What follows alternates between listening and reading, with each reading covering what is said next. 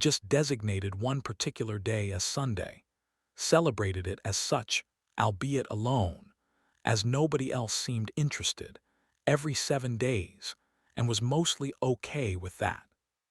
It troubled him a little that he might be honoring the Lord's Day on a Tuesday, but since the Lord was being pissy with him anyway, he figured it didn't matter all that much in the grand scheme.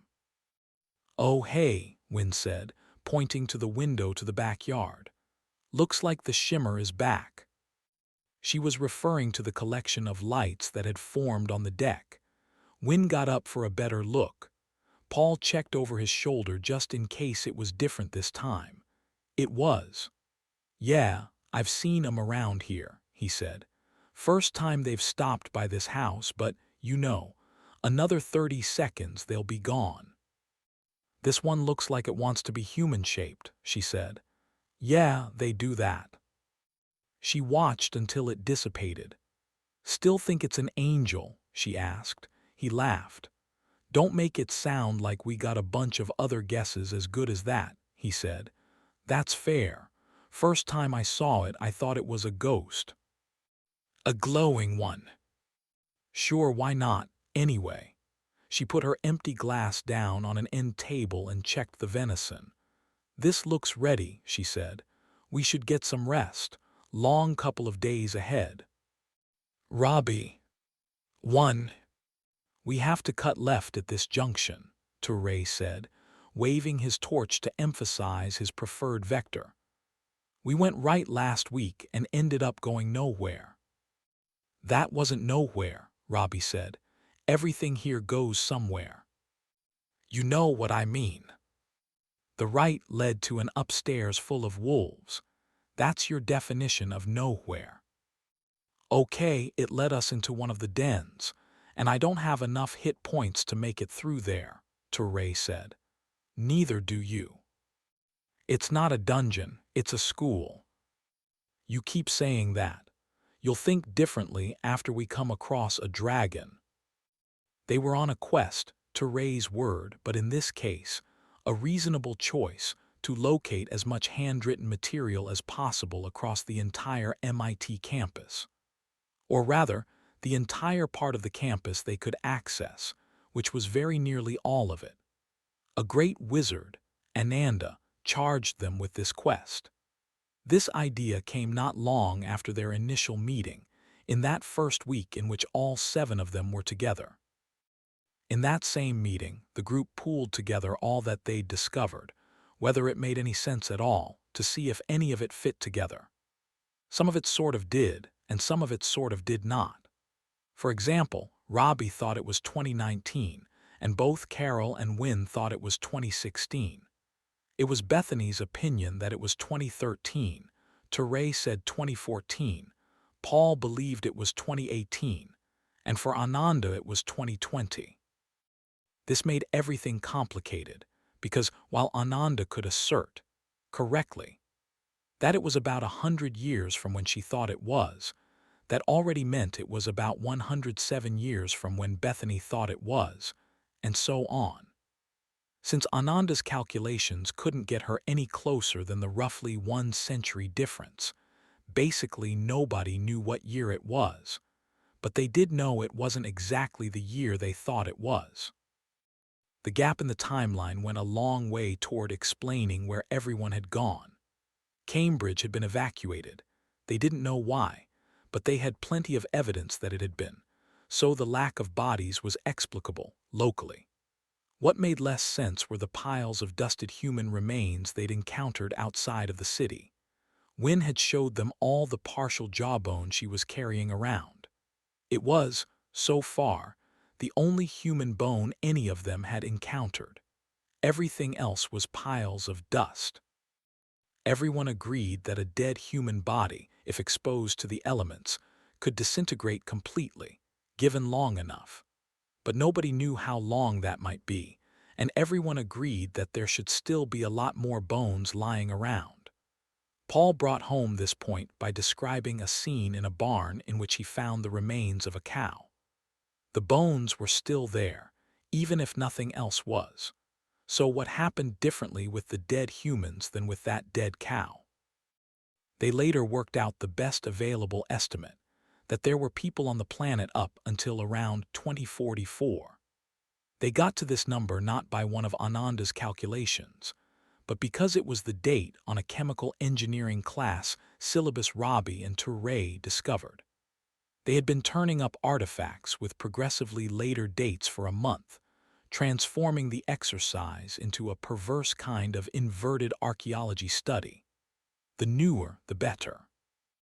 This particular discovery meant the Apocalypse 7, as they'd taken to calling themselves, didn't wake up right after the extinction of the human race. It was more like 50 or 60 years later. It also meant whatever explained that extinction would also have to explain what happened to the bones. Another topic on which they only partly agreed was the shimmer. Everyone had reported having seen it at least once except for Bethany, and, technically, Carol, although she didn't count. Touré, Robbie, and Wynne claimed to have seen it take human form, and Paul thought it was an angel. Ananda had only seen what she described as a swarm and dismissed everyone's humanoid sighting as an optical illusion. They didn't challenge her, but after the meeting, Robbie wished he'd asked her to elaborate on why she held that opinion. The idea that it was humanoid seemed no more outlandish than anything else, certainly. Other parts of that meeting didn't add up quite so neatly. The dying words of Raymond the erstwhile vampire, the yellow splotch in Bethany's driveway, Carol's man who wasn't there, and Robbie's door that unlocked itself didn't all add up into a common understanding of, well, anything. Robbie knew for a fact that not everyone shared all they knew or suspected in that meeting. Paul believed the rapture had happened, but didn't say that out loud. Bethany thought this was some secular version of purgatory, but kept that to herself. And critically, Robbie and Touré thought aliens were involved, but didn't say so to anyone but each other. And there were probably more ideas that he didn't know about. They all had their reasons. 2. Ananda was convinced there were answers out there still. They just had to find them. For Robbie and Touré, getting answers always meant taking the bikes farther and farther from the city, but that was because they thought they were answering where are all the people hiding, and not how did all the people die. At least 25 years worth of data is out there, she'd said, at that same first meeting. Find it and maybe we'll figure out why we're the only ones left. Wynne rightfully pointed out that even back in ye olden days of 2016, most things were recorded in computerized form, and that this was likely even truer in Ananda's distant future of 2020, and that therefore it was more likely still in 2044. And we can't get the computers running, Wynne said. For now, Ananda said. But there will be notes. There are always notes. Diaries, field notes, pages and pages of numbers that don't mean anything to anyone except whoever wrote them down. We can do something with those. We just have to find them. Where? Robbie asked.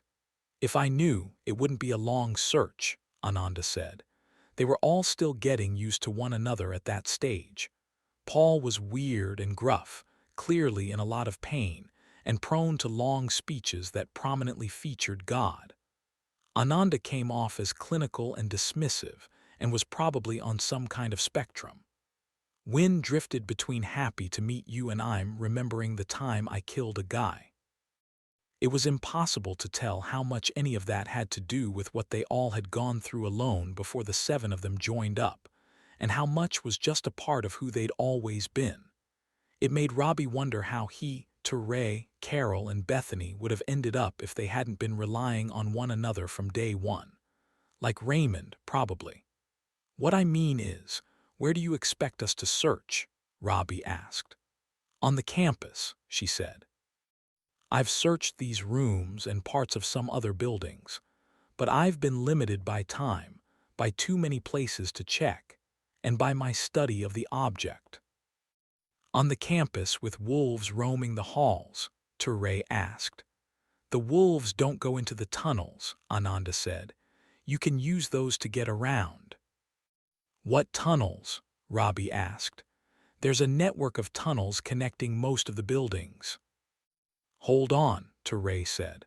Are you telling me MIT has a secret dungeon level? I guess you could call it that, she said. It's not really a secret. I didn't know about it, Teray said. Robbie, did you know about it? Nope, Robbie said. Anyone else? Teray asked. Stop being a nerd, Bethany said. Then it's a secret, Teray said, ignoring Bethany. Ananda looked at Win as if Win were responsible for Teray. She shrugged. I'll find you a map, Ananda said. 3. Robbie pulled out his copy of the map and held it up under the torchlight. So you want to go left, he said, because going right leads to wolves. The issue was probably that Teray still couldn't run. He got along on his leg really well these days. They could only explore nearby buildings in short trips at first, but when it came to running, he mostly hopped a lot. That's only because of where we went upstairs, Robbie said. We could keep going and then turn left. Where would that get us? Teray asked. Buildings 1, 3, and 5. What's special about them, aside from being prime numbers? Nothing, except we haven't been in them yet, Robbie said. And 1 isn't a prime number. You can only divide it by itself and by 1. That makes it a prime number. You're wrong, and is the plan okay? Going right? Yeah, okay, I guess. But we're going to have words about prime numbers later. I'm sure we are. The tunnels really did feel dungeon-like, especially when illuminated by torchlight. They were also incredibly cold. This could have been due to the time of year, but Robbie thought probably not. The ground surrounding them was cold, and there was no sunlight getting in, so he imagined this was how it would always be. A positive. They could probably store meat in the tunnels during the summer. The ceiling had fluorescent lights built into it. Ananda seemed to think they would eventually be able to restore power to the entire building, using only the hypothetical extra solar panels that were hypothetically stored somewhere on the premises in a room they had yet to discover. Robbie wondered if, when that happened, he would find the tunnels more pleasant. He and Teray passed under the stairwell leading to Building 10. That was where they'd left off last time, and as Teray said, it had been a mistake. The main wolf den, or technically coyote den, but nobody called it that, was up there, in and around the Great Dome. This time, they kept going to the stairwell on the other side, which, according to the map, led to Building 3. You sure about this? Teray asked, now whispering, out of respect for the collective ton of murderous canines just above. I'm not sure at all, Robbie said. I'm just checking off buildings we haven't seen yet. This was actually a modest overstatement of their accomplishments. They'd visited about half of the buildings at least once, but every one of them consisted of several floors, each with several offices, only some of which were locked. They'd been marking the doors to the rooms already searched in order to keep them straight. At some point, they were going to have to circle around, hit the floors they'd never made it to, and get into the unmarked rooms. But that wasn't as fun as getting acquainted with a new place every few days. Right, Teray said. I guess that's fair. Okay, let's go have a look. Teray climbed the first 2 steps, then hesitated. Robbie caught a whiff of something both familiar and not. It was something they'd been smelling a lot lately. Teray turned and looked at Robbie. I smell it too, he was saying. Their shadow visitor had returned. 4. One of the things Robbie had never shared with anyone, aside from Teray, was what happened that day near the parking garage when he had become convinced the darkness was staring back at him. Aside from quoting Nietzsche, Teray had taken it well, but not seriously, even when Robbie tried to connect that moment to another thing he hadn't shared with anyone else, that he thought they'd been abducted by aliens. Then they started going through the tunnels regularly, and Ture began to believe. Because every now and again he'd have the same sense that someone or something was behind them, or ahead of them, or just to the side of them.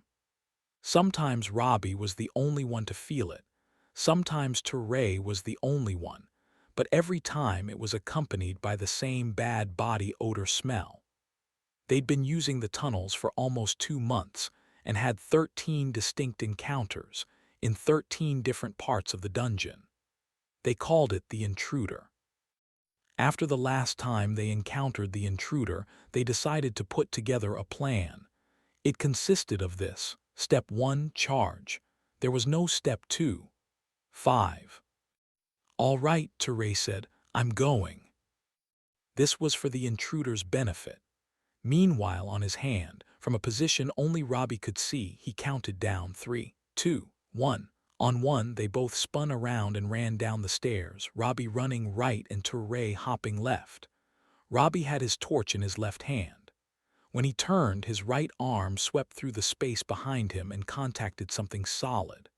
Soft, clothed in fabric, but solid. Surprised to have even accomplished this much, as this was a plan he entirely expected to fail, he next used the torch like a club, aimed at about where a person's head might be. It landed again on something, a solid something under the fabric for the torch to bounce off of. Sparks flew everywhere. No question someone was there, but even though his quarry was clearly standing within the radius of light cast by the fire, Robbie could hardly see the intruder at all. Robbie punched the spot where he thought the face was. To his surprise, his fist connected. He heard and felt a metallic crunch. It marked the first time Robbie had ever punched a person, or whatever the intruder was, and decided based on how much it hurt his hand that he would try not to do this again. For about 2 seconds after the blow, Robbie saw the creature's face. It had a bulbous head that tapered to a pointed chin, with enormous black eyes and a tiny mouth. There was no visible nose, just a horizontal strip of silvery metal across the middle of the face where the nose ought to be. It was an alien. There was simply no other explanation. Robbie cold-cocking it appeared to have come as a major surprise to it. It took 3 steps back, and Robbie couldn't see its face any longer. "Geez, Robbie," it said in a deep and somewhat familiar voice. "That hurt." Then it made a gesture with its right hand and disappeared from the tunnel. Robbie charged through the empty space, hoping the intruder had just receded into the shadows instead of vanishing outright. But it was gone. "Tell me you saw that," Robbie said, swinging his torch around like a baseball bat. "Dude, he called you by name," Ture said. "Yeah," Robbie said. "I heard that too. I think he's gone." He looked at Ture, and Ture looked back at him, and then they both started laughing. "I cannot believe this," Ture said. "We're being stalked by an alien." "I know," Robbie said. "Now comes the hard part. Convincing the others." "No, not that," Ture said with a laugh. "Or not yet. First, we have to figure out how to catch it." 13. Ananda. "So you don't know what it is," Bethany said. Ananda didn't need to see what the girl was looking at to understand the question. "I don't," she said. "I don't know what it is, and I don't know what it does. I have some ideas I'd like to test, but not until the weather turns." "You think it doesn't like snow?" "I don't believe it has an opinion on snow, but it's currently beneath a quantity of it, and I don't want to risk doing something to it by accident while cleaning it off." "Do you think you heard it?" Ananda put down the notes. "Come here," she said. "Have a look at this." Bethany came over, reluctantly, dragging herself along in a way so reminiscent of Jakob that Ananda felt like she was being jabbed with something sharp. Ananda spread out a series of printouts showing reams of numbers, with almost no detail attached to the numbers that could explain what they were. "What's this?" Bethany asked. "You tell me. This came from the meteorological department. They were standing in the same lab Ananda first camped out in, which was also the first one in the building to have heat and electricity. Since then, with the help of the others, they'd managed to power 3 floors and install hard barriers that kept the wolves out of the entire building. This involved clearing the halls of the wolves in the first place, a task that was helped greatly by the generous use of Paul's very loud guns, but not Paul himself, who could barely stand when he first arrived. Wynne and Robbie didn't use the guns to shoot any of the wolves, just to frighten them off. It made for an afternoon of gunshots and shouting throughout the building, as if the place were under siege. That had been a tumultuous week. First, Wynne and Teray had arrived, proving to Ananda that she was not the last person left on the planet, and also that horses, too, continued to exist. Then, after getting them situated, and after looking at Teray's leg and misapplying her PhD, which had nothing to do with medicine, to tell him she thought it looked fine, Ananda explained all that she'd learned about the apocalypse. She enjoyed talking to Wynne because she came off like a combination of time traveler and field expedition head. Ananda had remained in and around the MIT campus from the start, relying on scavenged reports, like the one Bethany was looking at, and what she could see from her window. She was also decently well-versed in the various worst-case scenarios pertaining to climate change, knew what kind of disasters to expect if things remained unchanged for a century, and what to expect in under a century, but beyond a certain average temperature. What she didn't know, what nobody could know really, was what the world might look like if 100 years passed but humanity went extinct before that century had elapsed. Wynne's frontline reporting on the weather and the flooding downtown and the countryside was incredibly helpful. It allowed Ananda to hope that, at least for now, they were living in a world that had retained some measure of equilibrium. Teray's experiences were less helpful, but he inadvertently proved his worth in a different way when, unannounced, he took off with Elton to search for his friends. He did leave a note, and in the end it all worked out, but Wynne had still been furious. She was certain, right up until he returned with Robbie, that Teray and the horse had inadvertently galloped into the Charles and drowned. When Robbie arrived and explained he had 3 other people holed up in a home at the other end of Broadway, their first imperative became getting all of them to MIT, where there might be enough power to survive the coming winter. The most wonderful surprise, though, was learning that Paul was one of them. After they'd all been gathered together, the rest of that first month was spent working out logistics. They had to find bedrolls for everyone and arrange privacy where needed. Then there was a question of food, how much they had, how much more they needed, and where they were going to get it. An electric stove was retrieved from one of the kitchens and carried upstairs, and then hot water was available to all of them for the first time in a long time. It was glorious. The stove led to 1 or 2 mishaps, such as when Bethany and Carol tried to fry a slice of nut bar to see if that made it more palatable somehow. It emphatically did not. It also emitted an odor that might have been toxic and definitely ruined the pan. Thankfully, they hardly had to eat nut bars any longer, thanks to the arrival of their 2 hunters. Ananda was pretty sure the source of protein in the bars was insects, so she certainly wasn't disappointed to have it minimized from her diet. Another 2 months later, they had a whole system in place for food and living quarters, and now springtime was on its way. "This column looks like dates," Bethany said, running her finger along the left side of the grid. "Yes, very good. But it goes past Judgment Day, 2055. "Correct. I tried to talk myself out of that very conclusion, but then I realized what this was. What else do you see? These look like temperatures. Yes. Where is this, the Arctic? It's global average temperature, only it's in Celsius. This is from a weather satellite. It was sending data down to one of the stack printers in the meteorological department. Take a look at what happened in 2044. I don't understand what I'm looking at. Ananda took the sheet back.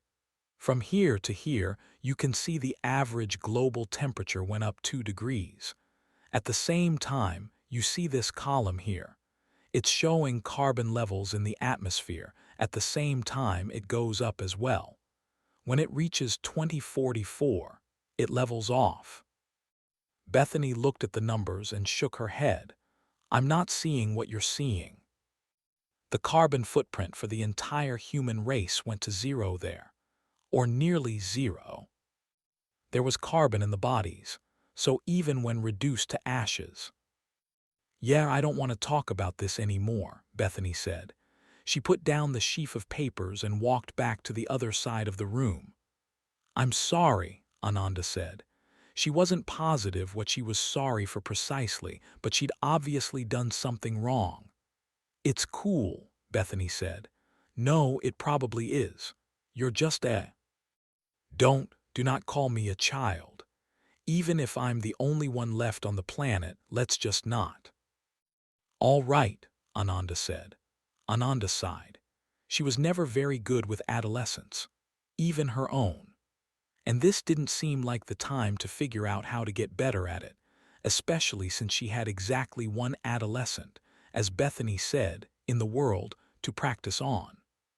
Resolved to bridge the awkward silence she appeared to have created, Ananda walked across the room and took the photograph of the curious object down from the bulletin board. To answer your question from earlier, Ananda said, no, I don't know what this is or what it does, but it's very interesting. Have you seen it up close? No, Bethany said. I don't even know where it is. I can show it to you. We don't even have to go near it if you don't want to. We can use the telescope. It's bright most evenings. Because of the shimmer, yeah, that creeps me out too. All of them had, at one time or another over the past few months, had close encounters with the traveling light show they called the shimmer. It seemed to appear and disappear at random, any time of day, for any length of time. It didn't care whether it was indoors or out, and had no personal preferences that they could discern about who it was visiting.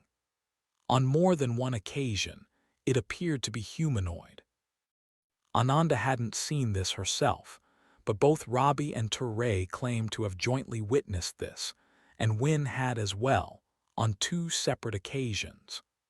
Paul had too, but asserted that he thought he was looking at an angel. He didn't sound interested in relinquishing this opinion, which to Ananda sounded like a hallucination. She didn't know what to make of these humanoid claims.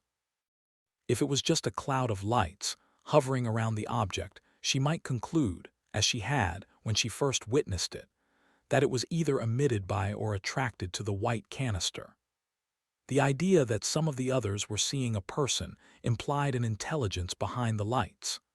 Not an intelligence that arrived in the form of a being with 2 arms, 2 legs, a head, and a torso.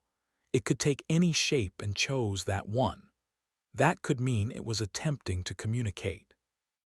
It could also mean that the 3 or possibly 4 witnesses saw a shape that wasn't there. That was the direction she should be leaning. It was one thing to argue that an unexplained phenomenon related to the unexplained object was manifesting around other planetary life forms. That wasn't a leap, given the available facts. Asserting that the manifestation was an alien intelligence attempting to open lines of communication, on the other hand, was an extraordinary claim. It needed extraordinary evidence, and they just didn't have that. Well, Ananda said, we don't have to see it to make this point. If you look at this picture, you'll notice differences between it and the object in the lot. Do you see these dents? Bethany looked at the photo. On the top, yeah. There are the vertical ones on the top, and there are pockmarks on the side as well. This was how the anomaly was found when they unearthed it. When was that, do we know? We don't. Robbie found this photo posted on a bulletin board in the Oceanographic Lab of all places. It's undated. We're still looking for the research, if it's even here. I've never been a part of a possible alien artifact investigation before, but I imagine a great deal of the work ends up classified. Sorry, did you say alien? Ananda sighed. I said possible. My point about the marks on the top cap, they're not there now. Bethany laughed and handed back the photo. It got better, you're saying. I'm not sure what I'm saying yet. I told you all that I saw that young man, right? Raymond, he said his name was. The vampire. Yes, I saw him here by the device hitting it. He made these marks. Wait, when did you see him hitting it? A few months ago. This picture's from, what, 75, 80 years ago. You're not making any sense. I agree, see this mark here. I made that one with a piece of rebar. It's also not there now. I undid it when I hit the object. Well, sure, that sounds alien to me, Bethany said. I don't get it. You can't undo a dent you made by hitting the dent. She returned the photo to the bulletin board and stared at it for a few seconds. There is one way, Ananda said. Bethany stood motionless for a few seconds, staring at the photo as if it might reveal the answer through extended viewing. Nope, she said. I'm stumped. What's the one way? Ananda smiled. Think about it and come back when you've figured it out. Maybe we'll have the same guess. Wouldn't that be something? Carol. It was beginning to look as if Carol would have to change her major. This was based entirely on the selection of texts in Braille in the Hayden Library. They were mostly the newer books, which was fine. Stale scientific texts weren't going to be all that helpful to anybody, though a new definition of stale might be needed. They were all a solid 50 to 75 years old, but no new research had been taking place in the interim due to the cessation of humanity, so there was nothing more recent out there to replace them. She had spent much of the prior week reading about cost-effective energy infrastructure scenarios for developing nations. It was dry reading to say the least. This week, she was trying to choose between biological engineering and the ethics of cloning, and something about neuroscience and dreams. It wasn't a fantastic selection, but since she had no librarians to pester about a fiction shelf, it was all she was going to get until a larger resource could be identified.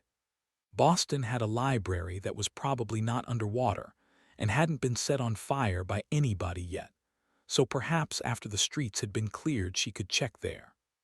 Harvard's libraries were likewise untapped, and there was a well-known school for the blind in Watertown that surely had a library of its own. She could hope.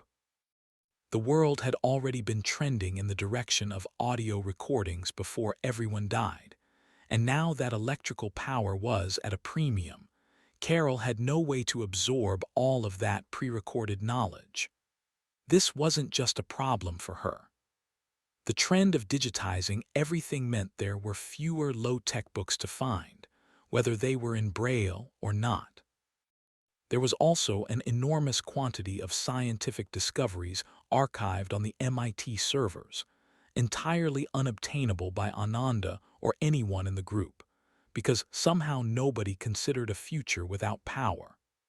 Carol sighed and heard her sigh echo back.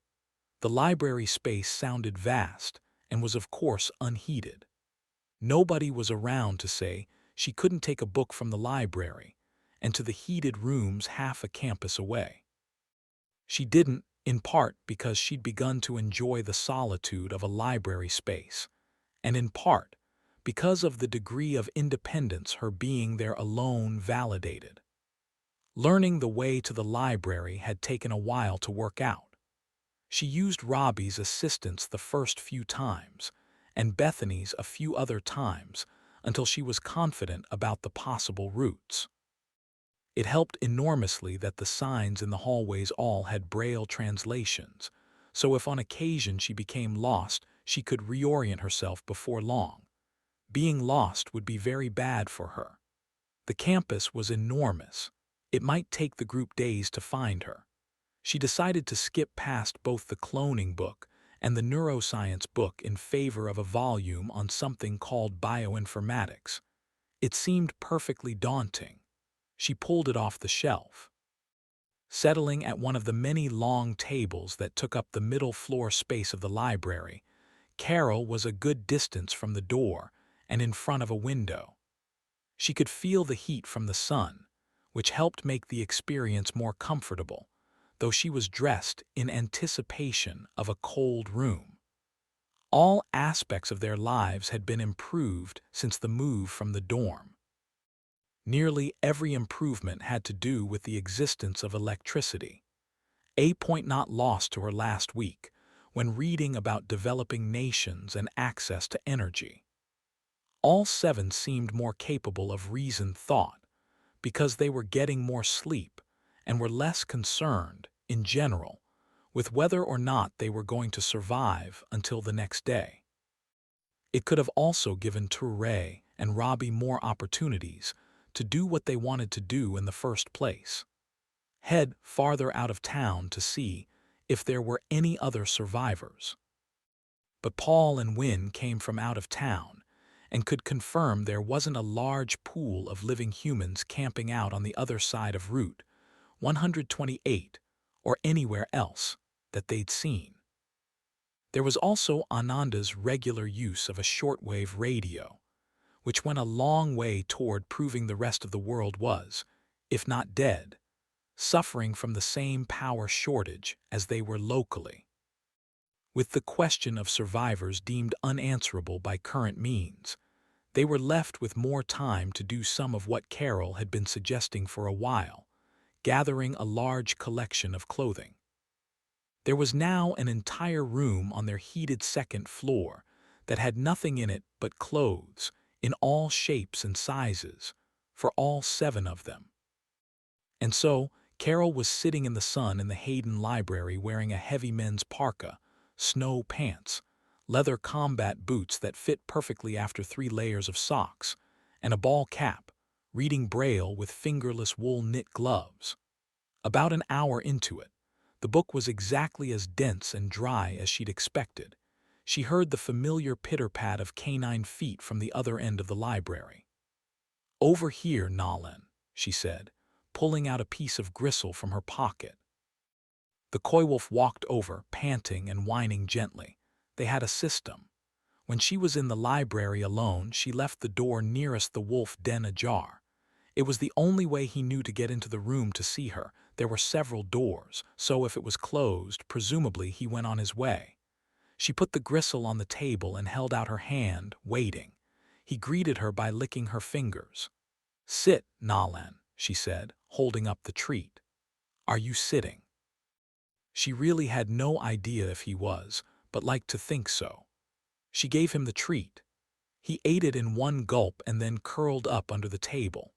It had not been her intention when first striking out on her own to conquer the library and stave off the creeping death that was total boredom, to find Nalan and train him to act like the dog she pretended he was.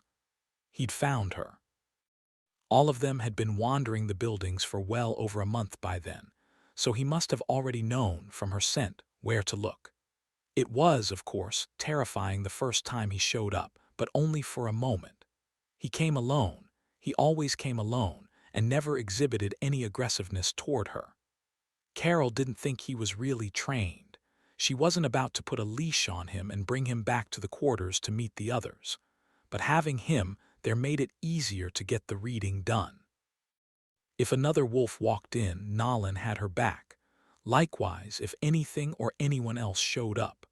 After about an hour, Nalan sat up, then got to his feet and started to growl. He did this when an animal was out on the lawn on the other side of the window, but on this occasion he was facing the wrong way for that to be the case. Carol caught a whiff of a familiar ammonia smell. The stranger was back again. "Nolan doesn't like you," she said. There was no answer, which wasn't new. Unlike their previous encounter in the dorm, the stranger didn't speak to her at all. He just stood in silence, keeping his reasons for doing so to himself. He was someone Carol imagined, certainly. The coy wolf settled into a low growl that she knew from experience would escalate shortly into barking. "I don't like you either," she said. "Please go." She heard a click and felt a rush of air, akin to what would happen had someone opened a door on the far end of the room. Nobody had opened a door, so this was something else. Nolan whined, sniffed, and then curled up under the table again. "Good boy," Carol said. 14. Bethany. The following day marked a drastic change in the weather. According to Ananda, the angle of the sun indicated they were still in winter, but the temperature didn't agree. It was hot. Not "let's figure out how to air condition the building before we die hot," but definitely I didn't need a jacket to go outside hot. It melted a lot of snow, and very quickly.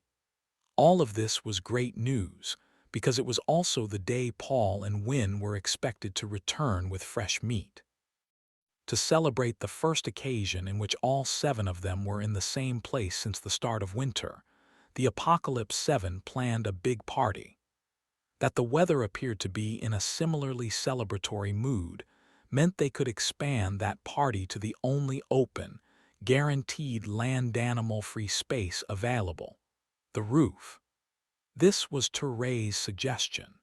Bethany had to give him credit because it was a good one. She'd begun to appreciate that he maybe wasn't 100% of a total asshat 100% of the time. Her opinion was probably affected by the couple of weeks in which she thought he was dead. She surprised herself by tearing up when she first saw him alive, and on a horse somehow, and also by the change in circumstance. He stopped calling her kid, too, and stopped treating her like one. Those were both big steps forward. The party took an extra day to plan and execute. Thankfully, the weather didn't turn again in that time. For all any of them knew, warm weather meant another tornado was on the way. But damn it if they weren't going to party first. Robbie and Touré had a charcoal grill.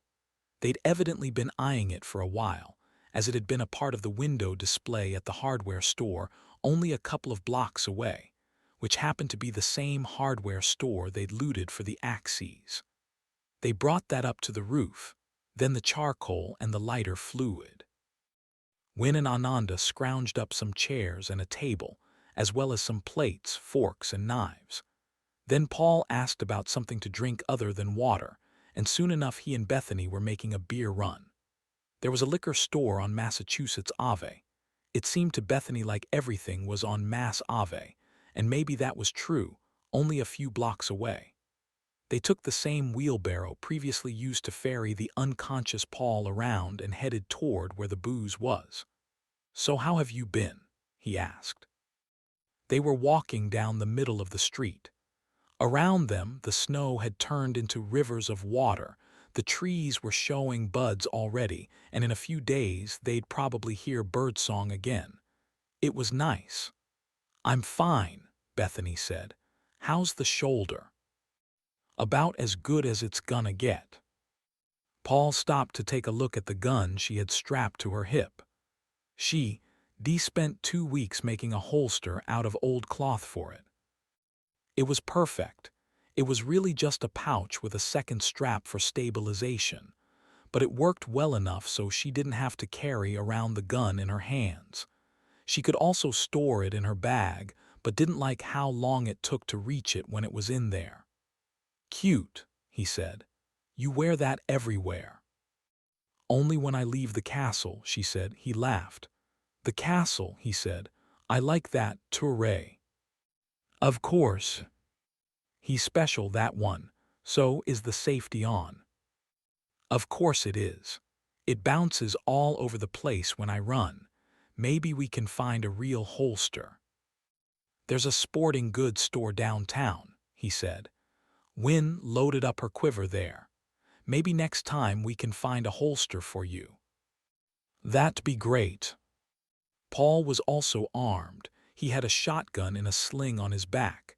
It looked 1,000 times cooler than what Bethany was packing. She wondered if he'd let her try it someday. "You've been running around a lot out here," he asked. "A little. Why, are they worried about me?"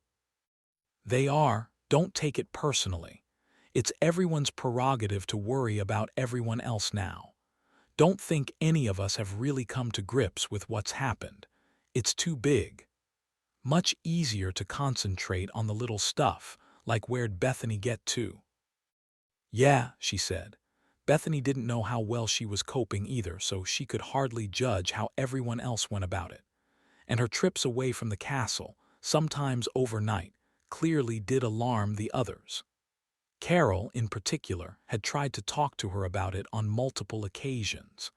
Bethany knew how it looked, but had no interest in explaining it to anybody. She'd been going back home, and preferred to keep that information to herself. The idea was to find out all she could about what had become of her family in the years since her disappearance. It was something none of the others could really do. Teray maybe could, but while he was raised in the same area, she didn't know if his parents still lived there by the time of the whatever apocalypse. He probably didn't know either, but he never showed an interest in checking. The thing that stuck with Bethany the most was that her brother, Dustin, grew up, got married, moved to Tucson, and had a kid. Seeing his family portrait in her mom's bedroom was incredibly disturbing, because Dustin's son looked exactly like she remembered him looking last time she saw him. On the same day she made that particular discovery, Bethany spent that night in her old bedroom, which was a phenomenally bad idea. She got almost no sleep, and what little she did get was full of nightmares involving strange men in the shadows who smelled like pee. Worst of all, when she woke up, the whatever apocalypse had still happened. It didn't all turn out to be a dream. "I think that's the store," she said.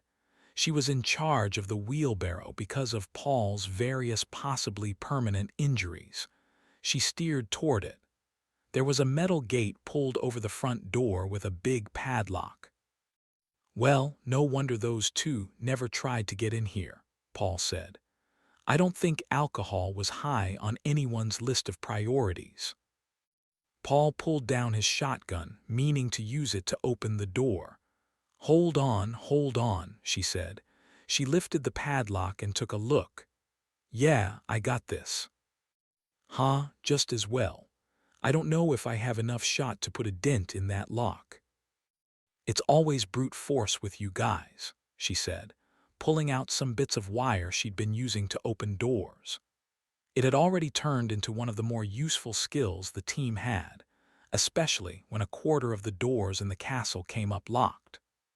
Robbie and Teray were talking about bringing her along to pick some of the ones they couldn't get open themselves. It would have been a whole lot easier if they just figured out how to pick a lock. It really was difficult, but she didn't mind being needed. Paul put away his gun and waited. "You had water," he said. "What's that?" "I said you had water. That's why nobody brought up alcohol." "I guess." She had a joke about Paul turning the tap water into wine so they could skip this expedition entirely, but she kept it to herself. She found Paul really interesting. Of all of them, he had the best stories, but the God stuff made her uncomfortable. "There it is," she said.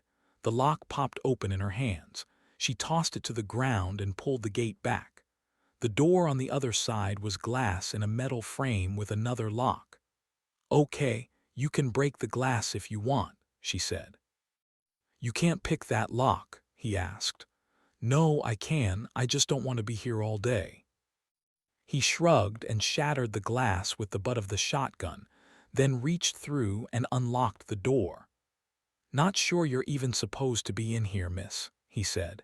"You're a little young." I'm over 100 years old, mister, she said. Let's find some booze.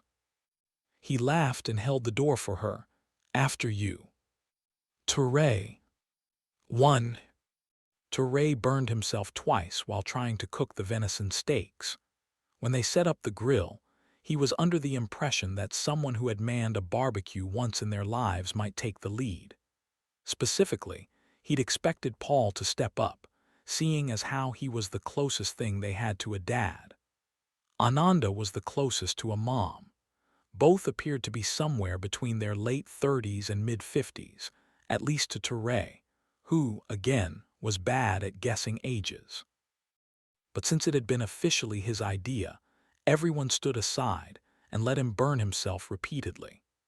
Never mind that the whole concept of a party came out of Touré and Robbie brainstorming the best way to ease the group into the idea that Robbie had recently punched an alien in the face. They couldn't very well share that thought process, and so apparently everyone went in assuming this was something Touré was familiar with in some concrete way. He was not. When Touré tried to get the fire started, he ended up with flames that either shot up past his head or threatened to go out entirely. When he put the steaks on the grill, he didn't have any tongs because he didn't know he'd need them, so he made do first with his hands and then a dinner fork. He eventually added a towel, so whenever a steak caught fire he had something to put it out with. It wasn't going well. A couple of times he turned around to see half of the Apocalypse 7 with alarmed expressions on their faces and trying to hide it. He finally recognized that they were just trying to be polite. "Guys, I do not know how to cook," he said. "If anyone here does, please step up." "Oh, thank God," Wynne said. "We were about to have roasted Touré for dinner." "You're going to burn the meat," Paul said. "Step out of the way." Other than that minor hiccup, it went really well. They all got their own bottle to drink, because they forgot cups but fortunately remembered a bottle opener and ate too much. The meat was delicious, but the highlight was definitely the surprise dessert Ananda unveiled, a gigantic can of peaches. "I know this isn't much," she said, holding it up, "and we're going to have to address the balance in our diet soon. We have hardly any starches or greens. The nut bars are somewhat balanced, but we'll need to find a long-term source of vitamin C." "Hey," Bethany said, "are you going to open that can or what?" "Sorry, I'll save the speeches for later. Let's dig in, shall we?" After the meal came a number of orders of business, which essentially just meant everyone took turns standing up and delivering a little speech. Touré started by thanking everyone for coming and for stopping him from setting himself on fire, and then compared them to a Dungeons and Dragons party. The metaphor clearly made a lot of sense to him, but probably not to anyone else. He ceded the floor to Bethany, who surprised all of them by talking eloquently about how everyone felt like family. Touré thought this sentiment was leavened at least partly by the wine bottle she was in the middle of finishing on her own, but it was still really nice. Wynne was more businesslike. She gave a rundown on how the hunting was locally and discussed plans for an expedition back to the part of the state where she discovered Elton to see if there were any other horses out there. Considering how useful Elton had been, it made good sense, but Touré didn't think that was why she wanted to do it. She was trying to find Elton some company. Paul followed up Wynne by thanking everybody for the party, describing what the outer reaches of their domain currently looked like, and saying a blessing. "I would have said grace before we started," he said, "but you all looked awfully hungry." Next came Ananda, and a long lecture. She'd clearly been saving up a few revelations for when they were all together again, and she was going to lay them on everyone all at once. With drinks in their hands, no less. It had long been Touré's opinion that alcohol made everything Ananda had to say easier to deal with. The presentation included data written on a whiteboard. Teray flashed back to every classroom experience he'd ever had, and not in a good way. Her talk began with the other ways in which the world ended. As we know, the planet reached one of the points of no return climate-wise around 2039, she said, pointing to one of the numbers on the whiteboard. That was when we hit the +2 degrees threshold. Does everyone know what that is? They did not, and thus began the lecture. When it was over, they learned that some of the things the world went through while they were away included famines, which led to wars, which led to refugees, which led to more famines. Teray lost focus several times again, just like those childhood classes, now with alcohol thrown in. But he did find it interesting that the invention of the Newt bar was likely in direct response to famine conditions. Taste would have been a secondary consideration, she said. There were also coastal floods. Carol was alarmed to learn her family's home in South Florida might be as underwater as the Boston Piers, and a marked increase in extreme weather events. Extreme weather events like, say, tornadoes in Cambridge, Robbie asked.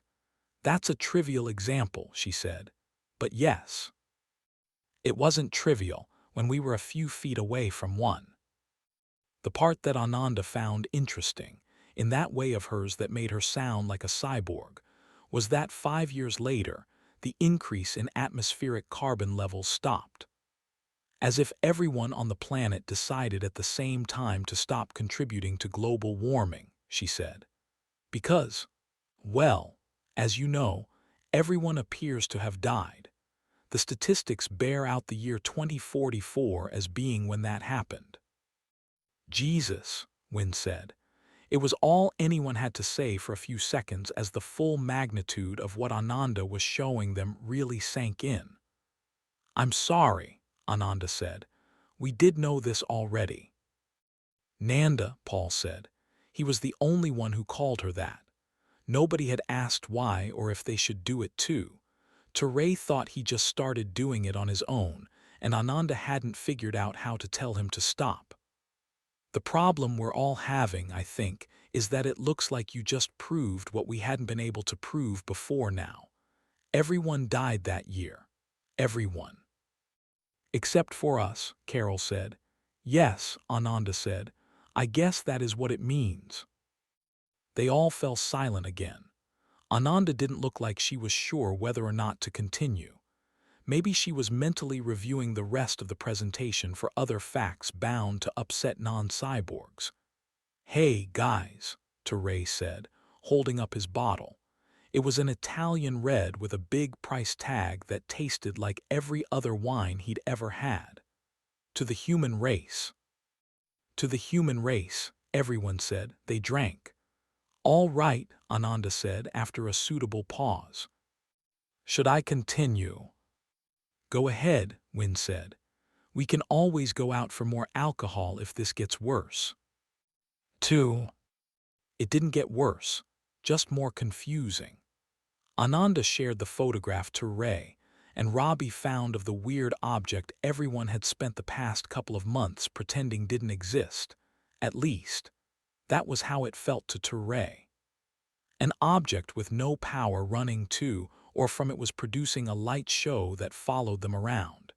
It should be dominating every one of their conversations until they figured out what it was and what it did.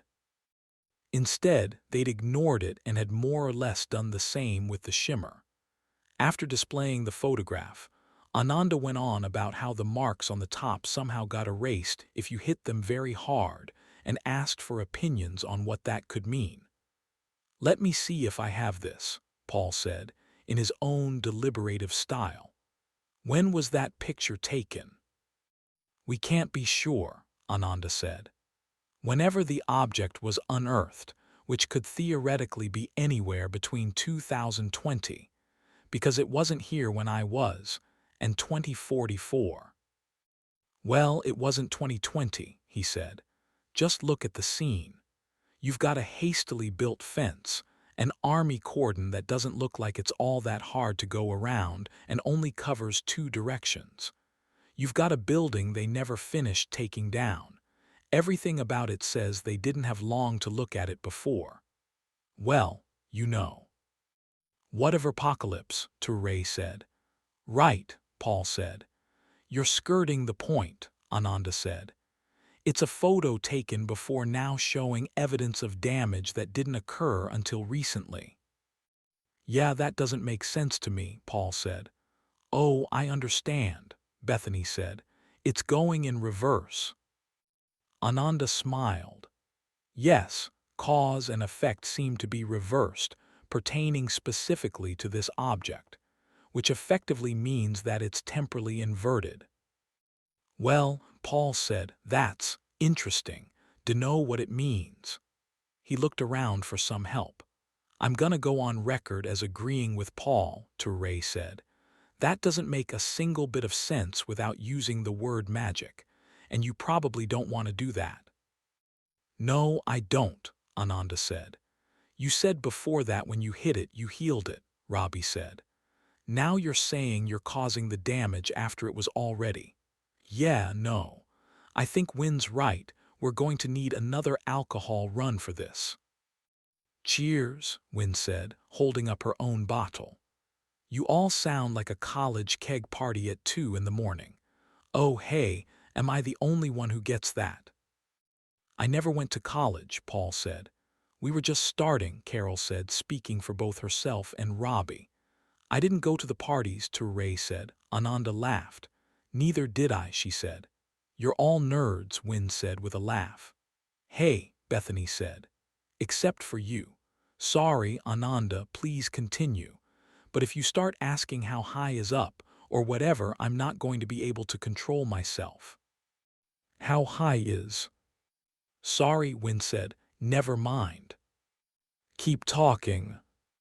Yes, Ananda said. As I was saying, the evident cause-effect inversion is complicated.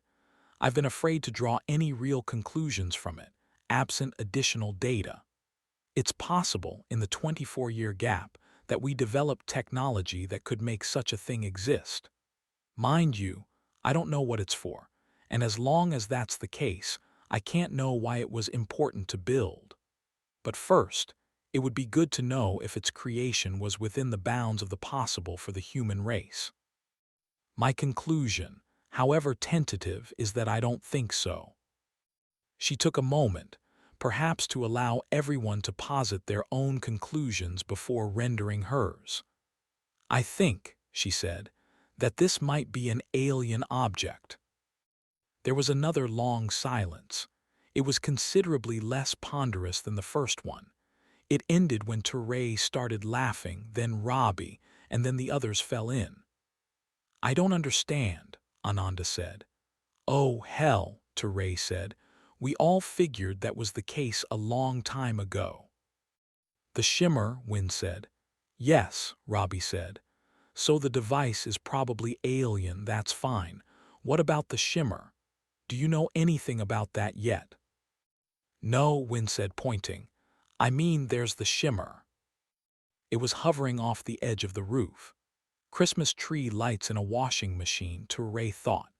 He'd seen it 3 times already, possibly 4, if the memory of what he saw during his fever was to be taken seriously. Often enough that he felt justified in observing that something seemed different about it this time. It was a weird idea, given this was just a cloud of lights. But this time it looked angry. From the edge of the roof, it swept forward and dive-bombed Ananda. She yelped in surprise. Then it went from surrounding her to examining everyone else, passing through Ray, hovering menacingly over Bethany, who looked ready to take out her gun and shoot it, bouncing between Wynn and Carol, knifing into Paul. What's it doing? Carol asked, in response to the yelps and yips everyone around her was uttering. It's acting like it's pissed off at us, Ray said. Well, that's different, Carol said. At the same moment the shimmer traveled through her. That she didn't know it was passing through her was the best proof that any sensations they might think they were having because of an interaction with the light show was probably all in their heads. The encounter ended with the shimmer spinning above them for several seconds before zipping off toward Boston. "Well," Paul said, after a decent moment of silence, "I'd say producing that light show is one of the things that alien machine of yours is doing, Nanda. Maybe we should figure out why." "Soon," Bethany said. "I didn't like that at all." "I agree, of course," Ananda said. "It may take some time. I need access to the research conducted on it prior to the—" She stared at Turay as if saying, "Please don't make me say it." "The what of Apocalypse," he said. "Yes, prior to that.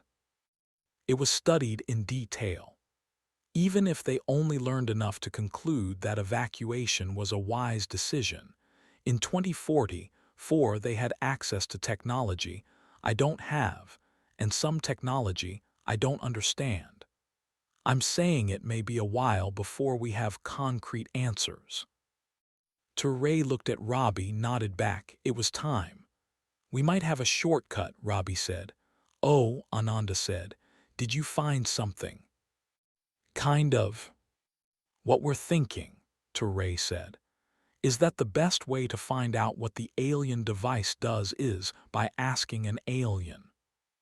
"Sure, dude," Bethany said. "Next time you see one, go ahead." "I think I will, thanks."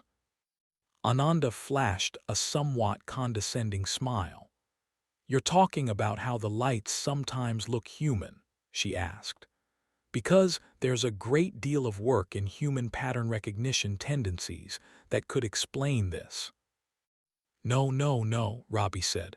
"That is what he meant." He stood up next to the whiteboard like a kid taking over the class lecture. "We want to tell you guys something," he said. "If you're done, Ananda, for now. We can go back to you if you want after." "Please," she said, "go ahead." She sat down. Her expression suggested it was not fine.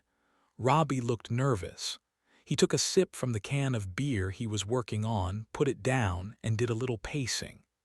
"Well, go on," Paul said. "We're all friends here."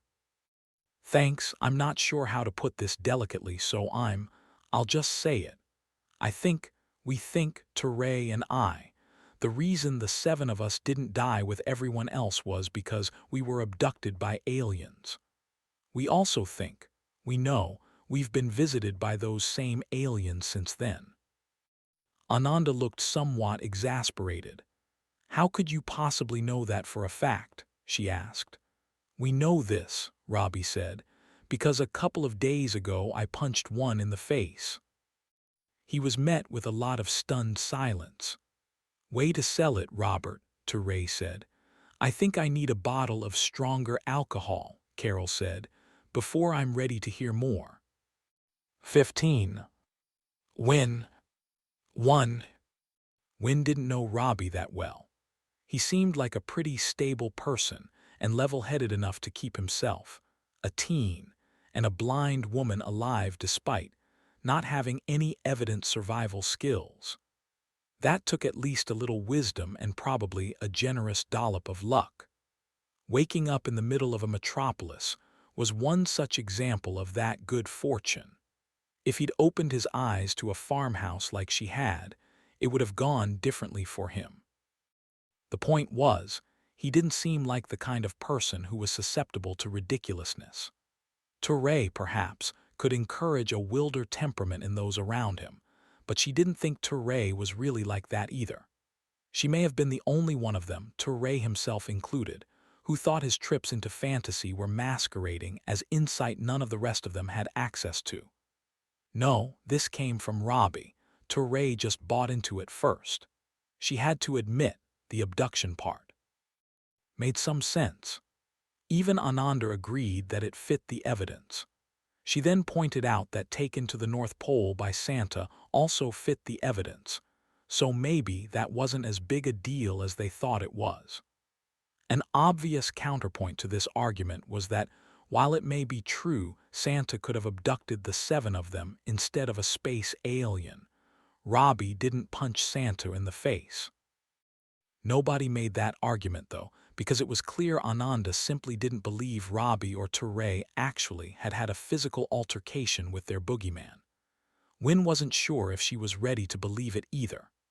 The idea that they had all been abducted created a whole raft of new questions that none of them could possibly answer, such as 1. Why them? 2.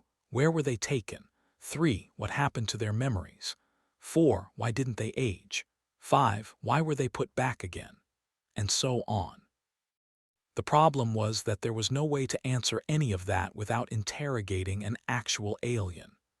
That should have been where the whole discussion ended, because any being who was capable of taking 7 people, or 8, if the departed Raymond was properly included in their number, from the planet, years apart from one another, with nobody being the wiser.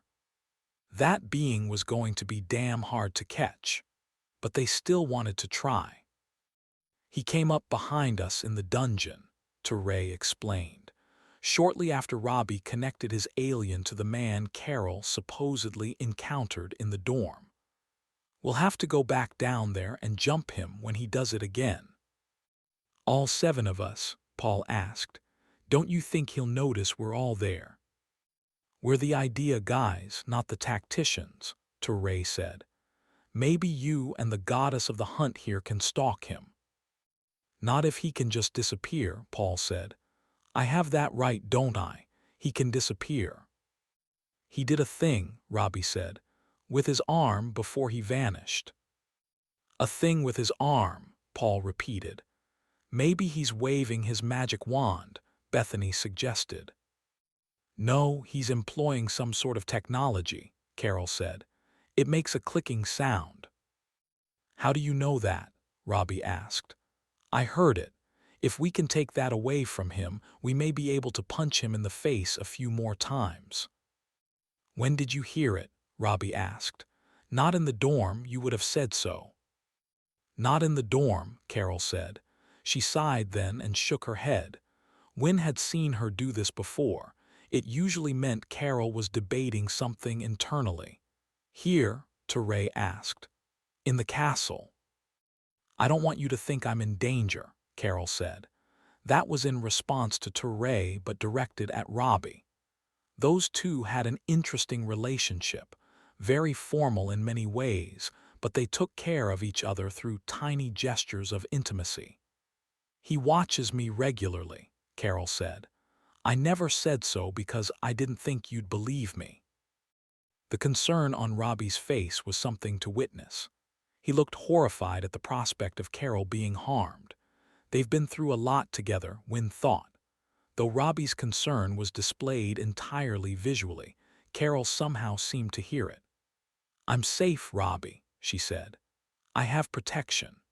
The only reason I'm telling you this at all is that if he's real and you want to catch him, I can tell you where he'll be aside from the dungeon.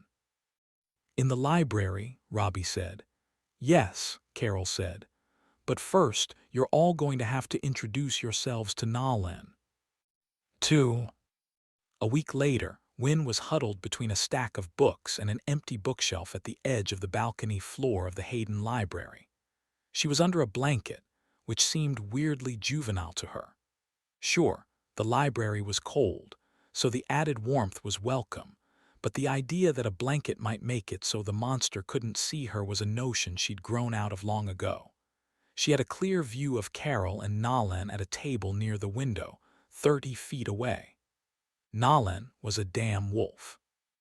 As soon as Carol explained this, Wynne decided all 4 of them, Robbie, Carol, Teray, and Bethany, were entirely out of their minds and not to be trusted.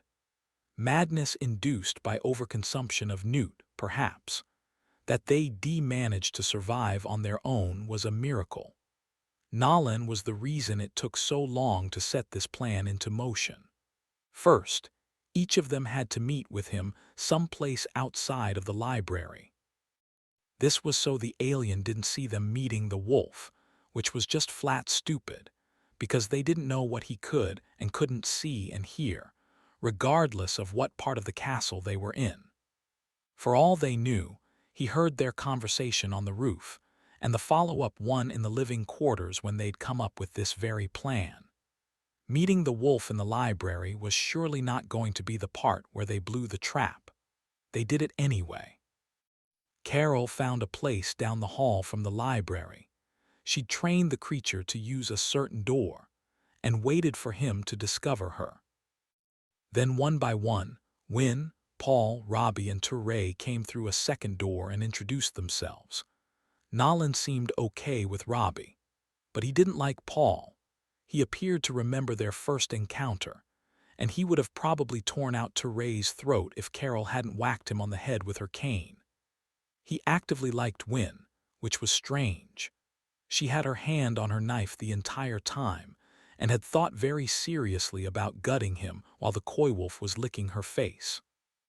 She thought it was a good thing Carol didn't befriend a boar instead, because that would have been a different story. Wynne didn't like the wolves, but she really didn't like boars. Once that was done, they put the rest of the plan in motion. Wynne, Paul, Robbie, and Teray would sneak into the library in the morning again, one at a time, and take up tactical positions where they would remain until the early afternoon, which was when Carol usually arrived. It was a ridiculous plan, and it wasn't going to work. But with new snow outside and no need to go hunting or do much of anything else, they also had nothing better to do. May as well humor them, Wynne thought. Carol showed up on schedule, found her way to Nolan's door and cracked it open, then took her seat and started reading. Wynne wondered what Carol's plan was if someone other than Nolan walked through that door. She decided Carol probably didn't have one, because the woman was evidently working out the kinks on a death wish. Nolan did walk through the door as expected and nearly blew the game right away. About halfway to Carol, he stopped and sniffed the air, identifying at least one of the others. "Hey, puppy," Carol said, waving a piece of meat in the air. This got him walking again. Crisis averted.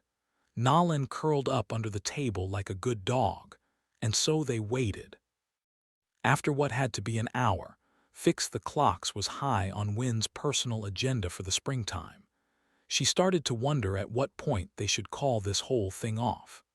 She was getting a cramp while waiting for the arrival of a figment of everyone's imagination, and needed there to be an all-clear, never mind, haha just kidding signal.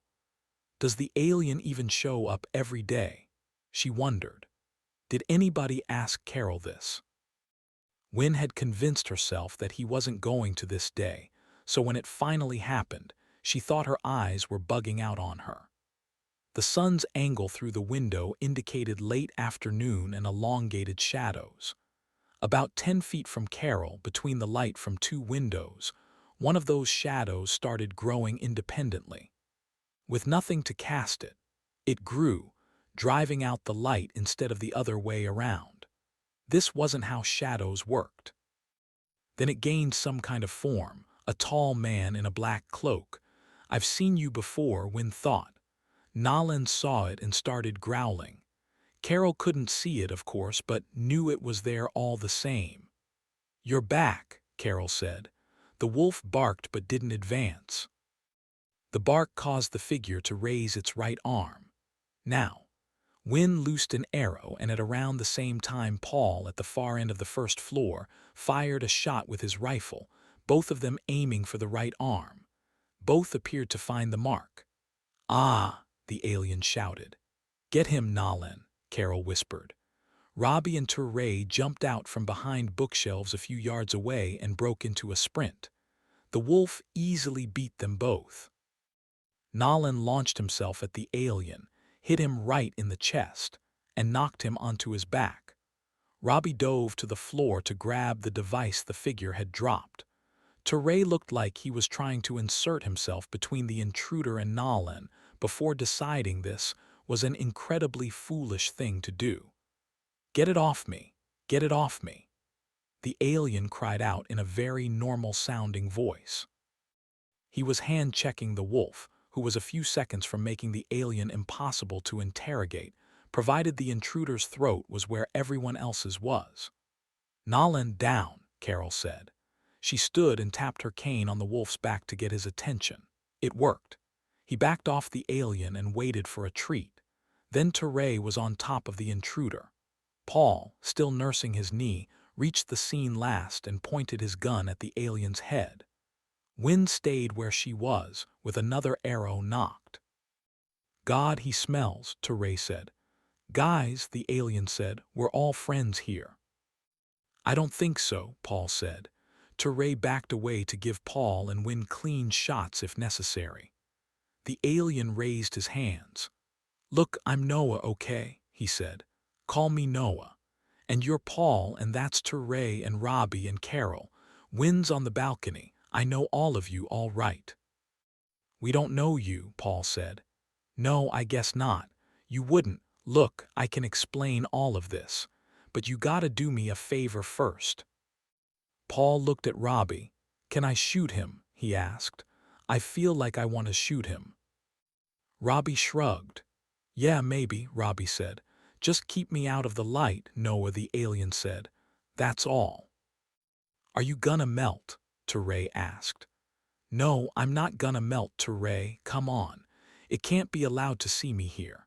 If it does, it's going to kill all of you, just like it did everyone else." "Okay. So put me in a dark room somewhere and I'll tell you whatever you want to know." "Get up," Paul said. The alien got to his feet, albeit very slowly. He moved in a decidedly human way, although Wynne had to admit she didn't know what an alien way to move around might look like. Robbie stepped up slowly and pulled back Noah's hood.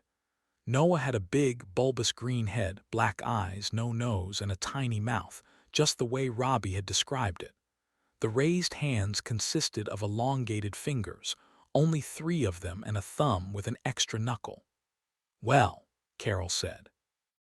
"It's an alien, all right," Paul said. "What do you mean it's going to kill all of us?" Robbie asked Noah. "I thought Noah was just part of your fever dream," Teray, Wynne thought. "Dark room first," Noah said. "Someplace without windows." Robbie. 1. Finding a room away from any windows wasn't all that difficult. There was the entire labyrinthine tunnel system, which appeared designed specifically so no MIT student ever had to contend with direct sunlight and fresh air, but it lacked room for a proper interrogation. What they used instead was a lecture hall in the chemistry building. It was an area Robbie and Teray had already searched, and was just an underground tunnel stop away. The wolves didn't know the building, because the tunnel was the best way to get to it without coming in through the outside, and the wolves didn't use the tunnels. Carol wanted to take Nalan with them, which would have meant introducing one of the pack to a tunnel. It took them a little while to convince her that was a bad idea and to send him back instead. It was a raked auditorium with the chairs looking down on the lectern. That was where they put Noah. Since he'd insisted on there being no sunlight in the room, they were using torches to see by, which just made the alien seem that much creepier. Teray fetched Bethany and Ananda, while Paul and Wynne debated tying Noah to a chair. "We don't even have rope," Wynne was saying. "What are you going to use?" "My belt is a rope," Paul said. "Guys, you really don't have to. I can't go anywhere," Noah said. Then he coughed. "Believe you me, I would if I could." He shook his right hand where the arrow and her bullet had struck him. He'd been wounded, but not seriously. When they picked him up off the ground, there was a small pool of yellow liquid left behind on the floor. Bethany was right, Robbie thought. He bleeds yellow. We'll have to apologize to her. The device Noah had dropped and Robbie had picked up was a small metal stick with a plunger button on the end. It looked like the back half of a large syringe or a bomb trigger in a movie. Robbie said, "What's this do?" "Push the button," Noah said. "Find out for yourself." "Will it send you back to wherever you came from?" Noah shrugged. He had almost nothing one might call shoulders, so this looked really odd. "Will it send me to wherever you came from?" Robbie asked. "Give it a try," Noah said. "Don't," Carol said. She was sitting next to Robbie in the front row, as if patiently waiting for the lecture to start. Noah laughed. His speaking voice managed to be simultaneously deep and nasally. His laugh was kind of a low chortle.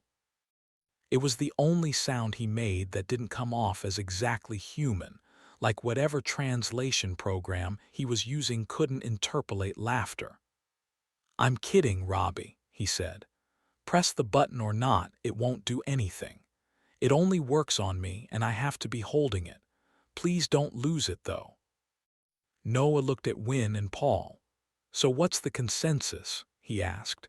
"You tying me down or not?" Wynne turned to Robbie. "What do you think?" she asked. "He's your prisoner." "Leave him be," Robbie said. "Okie doke," she said. "I'll just keep my rifle trained on him if that's okay with everyone," Paul said. Ananda burst into the room then, trailed by Ture and a worried-looking Bethany. "Where is it?" Ananda asked. She headed straight for the stage. "Oh, my goodness," she said. "Look at you." Paul and Wynne stepped back to give Ananda room for whatever perambulations were going to be a part of her process. They'd all seen her work before. She was a whirlwind pacer. "Hi, Ananda," Noah said. She gasped. "It speaks," she said. "We told you he did," Ture said. "Yes, well, you'll excuse me for mistaking that for exaggeration." After circling Noah a few times, she stepped closer. "May I?" she asked him, holding up a hand. "Sure," Noah said. "Whatever you gotta do." She touched Noah's face and head, then stood behind him and pulled gently on his skull. He laughed. "It's attached," he said. She moved next to him and touched his chest on one side and then the other. Then she felt along his back. She leaned in close and sniffed the side of his face. "You're wearing a device," she said. "It's providing ammonia to you through the hole in your face. Can I call that a nose?" "You can call it what you like," he said. "And you're right about all of that. Prolonged exposure to oxygen will end up killing me, so I'm sort of hoping you guys'll let me go after this." "Well," Ananda said, stepping back and turning to address the lecture hall, "he's impossible." "How do you mean?" Wynne asked. "He's a bipedal alien with rubbery skin who speaks the vernacular flawlessly, and so he's clearly a regular man in a costume. Yet he's breathing pure ammonia, has only 5 ribs per side, 3 fingers and a thumb per hand, and no beating heart where a human being's beating heart would be." "So he's an alien," Bethany said. She was sitting one row behind Robbie next to Ture. He noted that she had her gun in her lap. "Yes," Ananda said, "except it's ridiculous that an alien would actually look like this. Imagine the vast number of evolutionary pressures on this planet over hundreds of thousands of years, millions, even necessary to produce us, a bipedal apex species." He was standing and walking. "Yep," Paul said. "Then his musculature is such that it would allow him to survive in this gravity, at this atmospheric concentration, and balance on 2 legs. The number of variables is preposterous. He would have to have evolved on a planet the same size as ours, with an ammonia-rich atmosphere, and would have somehow had to win the same historical lottery we did, just to develop the intelligence necessary to understand speech. Aliens are not impossible. Aliens that look this much like us are the stuff of bad dreams suffered by people with overactive imaginations and special effects artists." "Can I speak?" Noah asked. "Go on," she said. "You're right," he said. "She's right. It's practically impossible, which is just another way of saying highly unlikely. I mean, I don't know, maybe being a biped with opposable thumbs is a requirement for interstellar travel. But look, I'm real, this is really me, and this is really me talking. I'm not saying I learned the language. I've got a really great translation package, that's all. But I get what you're saying, Ananda, I do. I'm a scientist too, and believe me, you guys weird me out just as much as I do you." Ananda looked as if she had 10 things to say all at once and yet couldn't figure out which to say first, and didn't know how to proceed from there. She shrugged and faced the room. "I cede the floor, but not the argument," she said. "Who wants to go first?" At no time in his life did Robbie consider himself a leader. Even way back as far as grade school, he was the kid in the back who thought not socializing was less of a hassle than actually having friends. A group dynamic in which he was the one who made the decisions was just out of the question. Even in the dorm, when it was 4, and then 3 of them, he was always just one voter. It made no sense then that when Ananda asked who was going to be leading the interrogation of the extraterrestrial in their midst, everyone turned to him.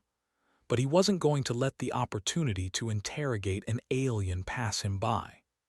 "Yeah, all right," he said. "Let's start with an obvious one. Why did you abduct us?" "No, that's the wrong question," Noah said. "You don't want to ask me that first, Robbie." Paul, off to one side of the stage, said, "Answer the man's question," in a low growl over the top of his rifle. "Rein it in, Pastor. I'll answer, it's just not the best place to start." "Okay," Robbie said. "What happened to the rest of the human race? Did you do that?"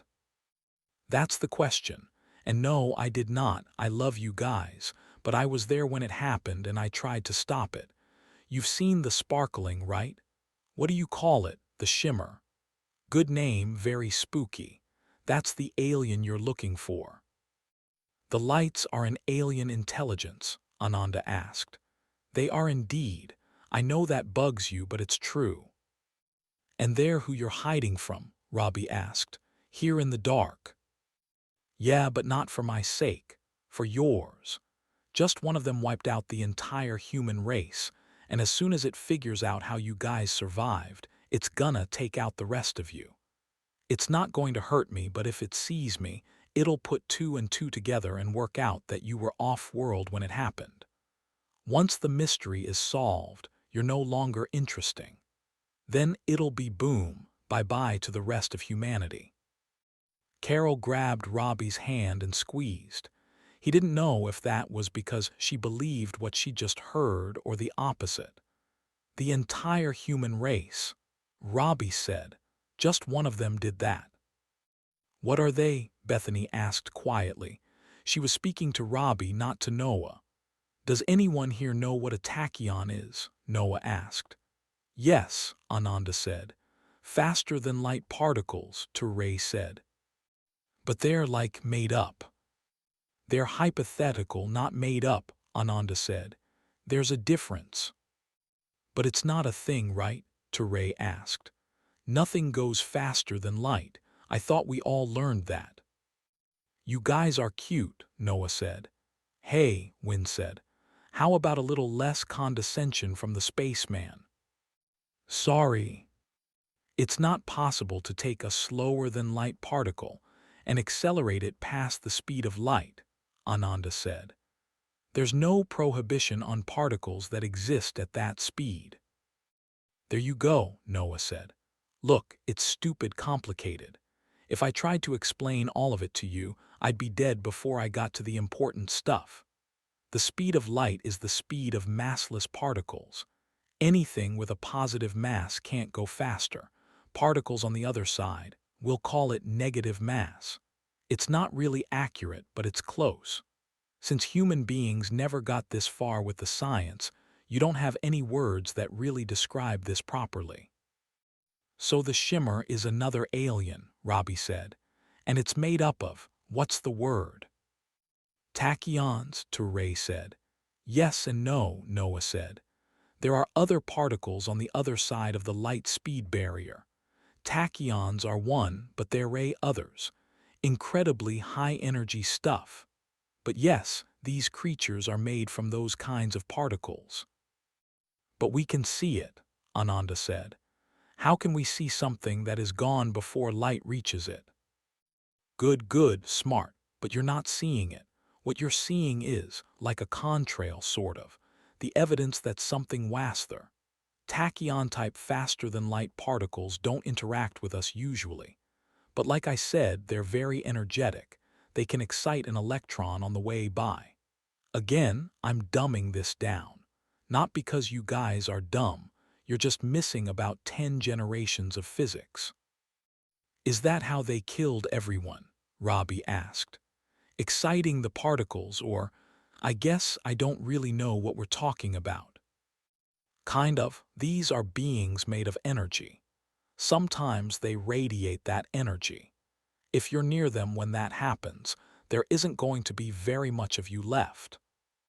Turning bones to powder, Wynne asked. Among other things, and given how fast they move, they could sweep the whole globe in a matter of hours and nobody would be able to stop them. That's what happened before, and I'm sure that's what happened here too. Before what? Robbie asked. I told you I'm a scientist. I've been studying this race of, we don't even have a name for them, tachyonites. Let's call them that. I've been studying them for a while, and this isn't the first planet I've seen one of them do this. Not my home planet, thankfully, but others. I always got there too late and had to piece it all together after the fact. They're traveling extinction engines. This time, I thought I might be early enough to help.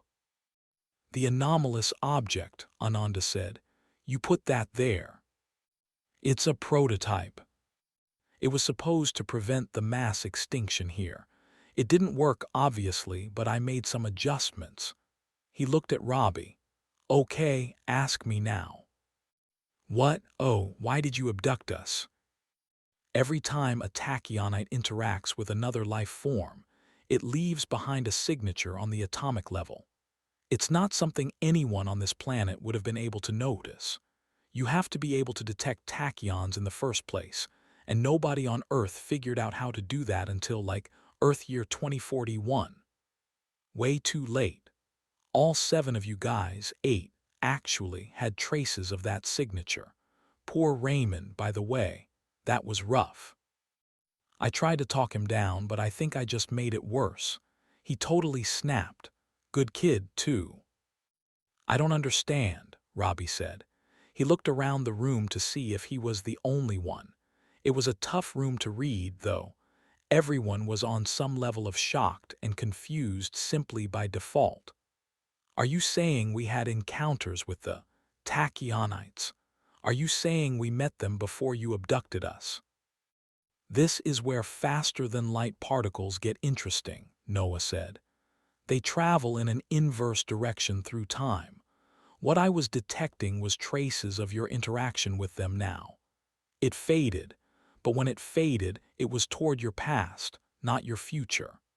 And that's what tipped me off something was gonna happen. You took us from our homes, Paul said. Yeah, I did, Noah said. Sorry, like I said, I've seen what these aliens can do up close.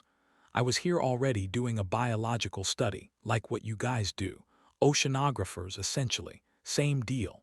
Been here for a couple hundred Earth years, just collecting data. Raymond was the first one I detected the traces in. I hung on to him, stuck him in stasis, and went looking for anyone else. You 7 were the only other ones I found. Did you probe us? Teray asked. Dude, grow up, Noah said. Non-invasive tests, okay. I don't know anything about those guys complaining about anal probes and all that, but it wasn't me. What was stasis like? Robbie asked. Kind of like suspended animation, only not really. Temporally locked. If you're wondering if you're missing 100 years of memories, you aren't. You're missing probably a few hours tops. Suspended animation that killed our electronics. Anything with batteries died over time, but not from the stasis. I had to remove them. They created interference. Hey, I have a question, Bethany said. I have a question. Go ahead, Bethany, Noah said. Whoa, it knows my name, she muttered. Okay, why'd you put us back in our own homes and all? Was that to trick us? Because of Raymond, he said. He was the first one I took, so he was the first one I put back, but he didn't take it well. I didn't even think about putting him back in his home, but in my defense, it wasn't there anymore. I thought if you guys started out somewhere familiar, you'd have a chance to, I don't know, ease your way into things. Better than he did anyway, and it worked right. It was terrible, she said quietly. I know, but it was gonna be terrible either way. What year is this? Ananda asked. Oh, easy one. It's 2127, March, I think. You want the exact day. I'd have to look it up for you. That's good enough, Robbie said. You found traces of tachyons in us, kidnapped us, and then buried a machine in Cambridge. Why'd you do all that? Why, I like you guys. As a species, I mean. When I picked up traces, I tried to understand the when and the where and all that, but I also knew that regardless of when and where, the whole human race was about to get wiped out and I wanted to stop it. My device is kind of like a roach motel for tachyonites, or it was supposed to be. But like I said, it didn't work. It's a prison, Carol asked.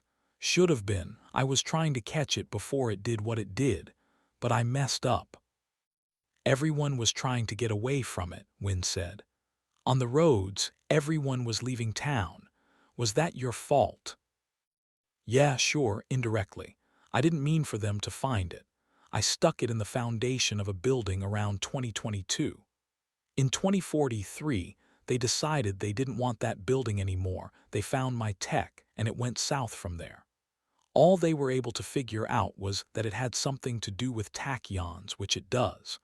It's kinda like a thermos with a layer of tachyon reactive.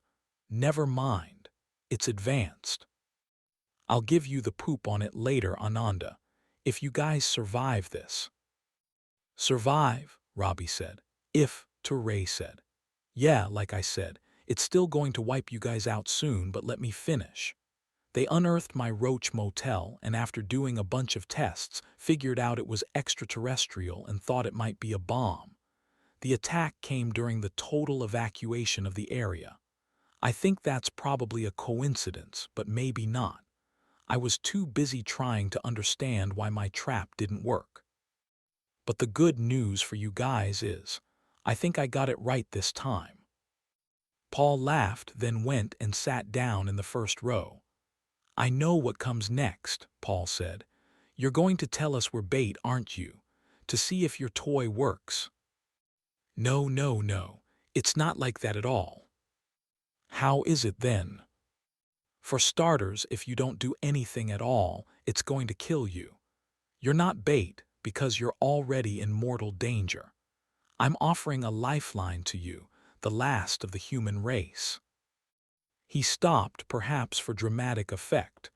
Noah might not be human, but he seemed to know a lot about theatricality. Has it started to get aggressive yet? Noah asked. The lights. He looked around the room. No one wanted to answer.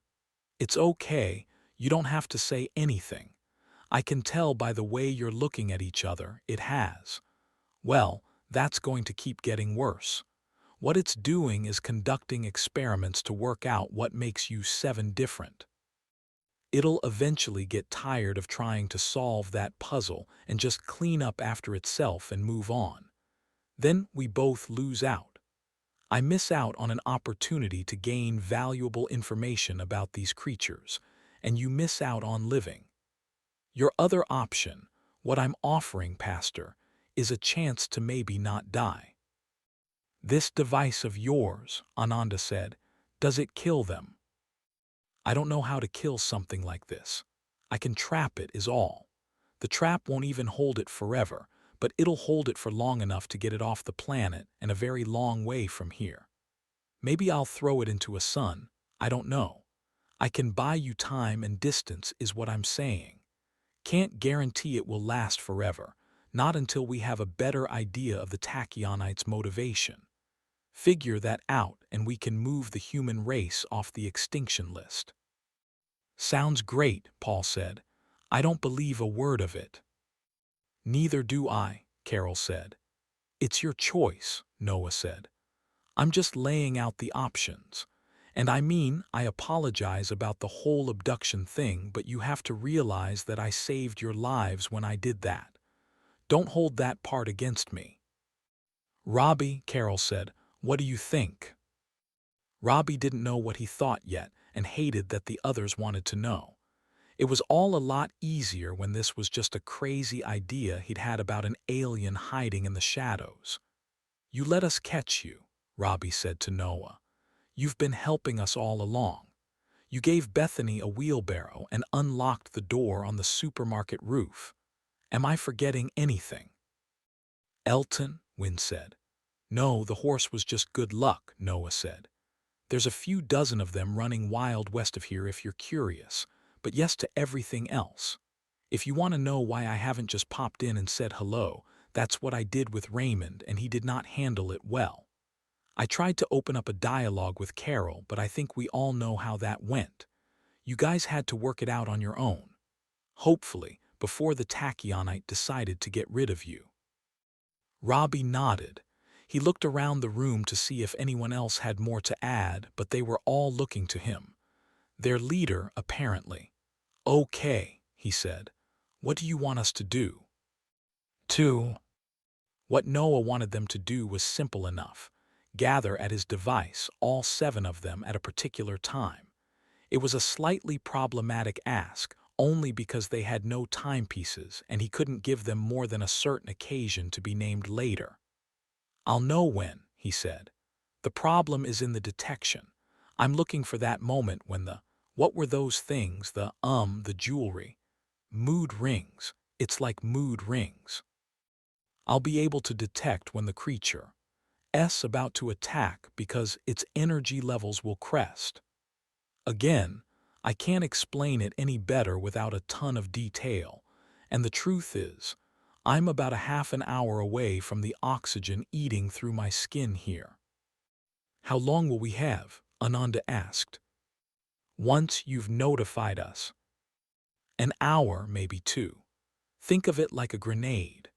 The tachyonite has to be near the device when it's about to blow. If one of you isn't near it, there's a risk the grenade will go off around that person first instead, and then we've lost our window because it's only vulnerable to the trap right at that moment."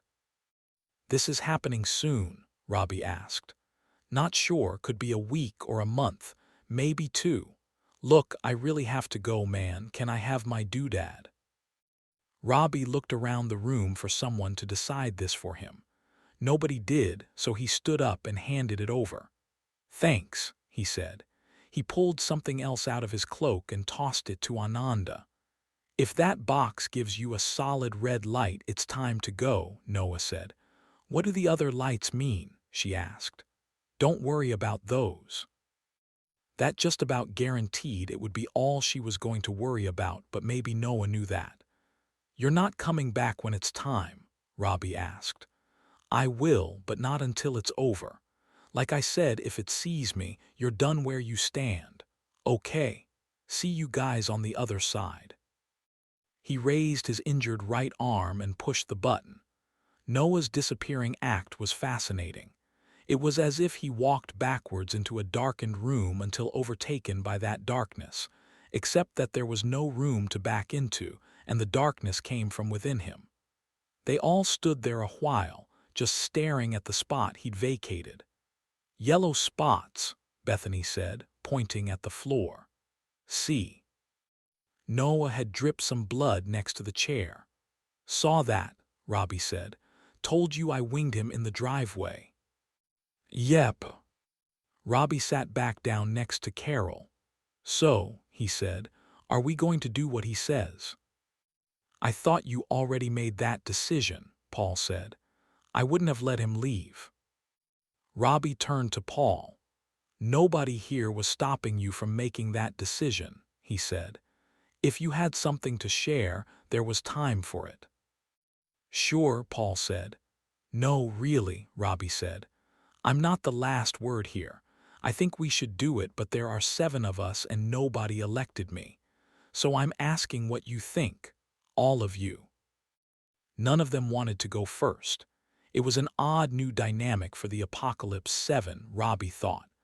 They never really had to vote on many things before this, because in the past there was always a clear expert on the subject, whatever the subject, among them, and everyone else was willing to defer. They didn't have a first encounter with an alien expert, though. "Touray," Robbie asked. "What do you think? Do we do what he said or not?"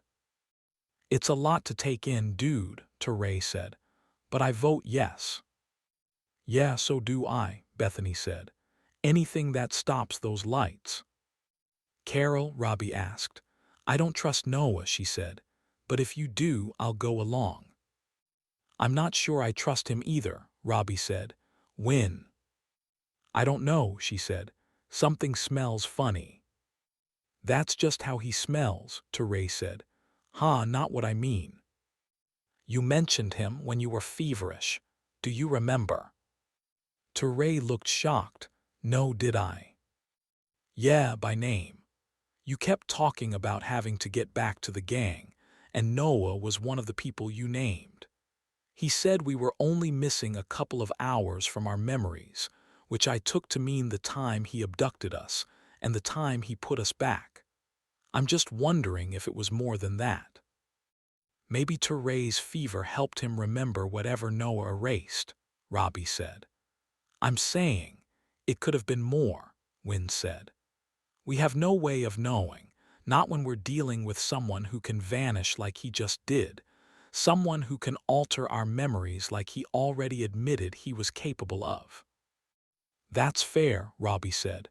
"Does that mean you're not in?" "No, I'm in for now. I just feel like we're missing something." "Okay, Ananda." "I'll do it," she said.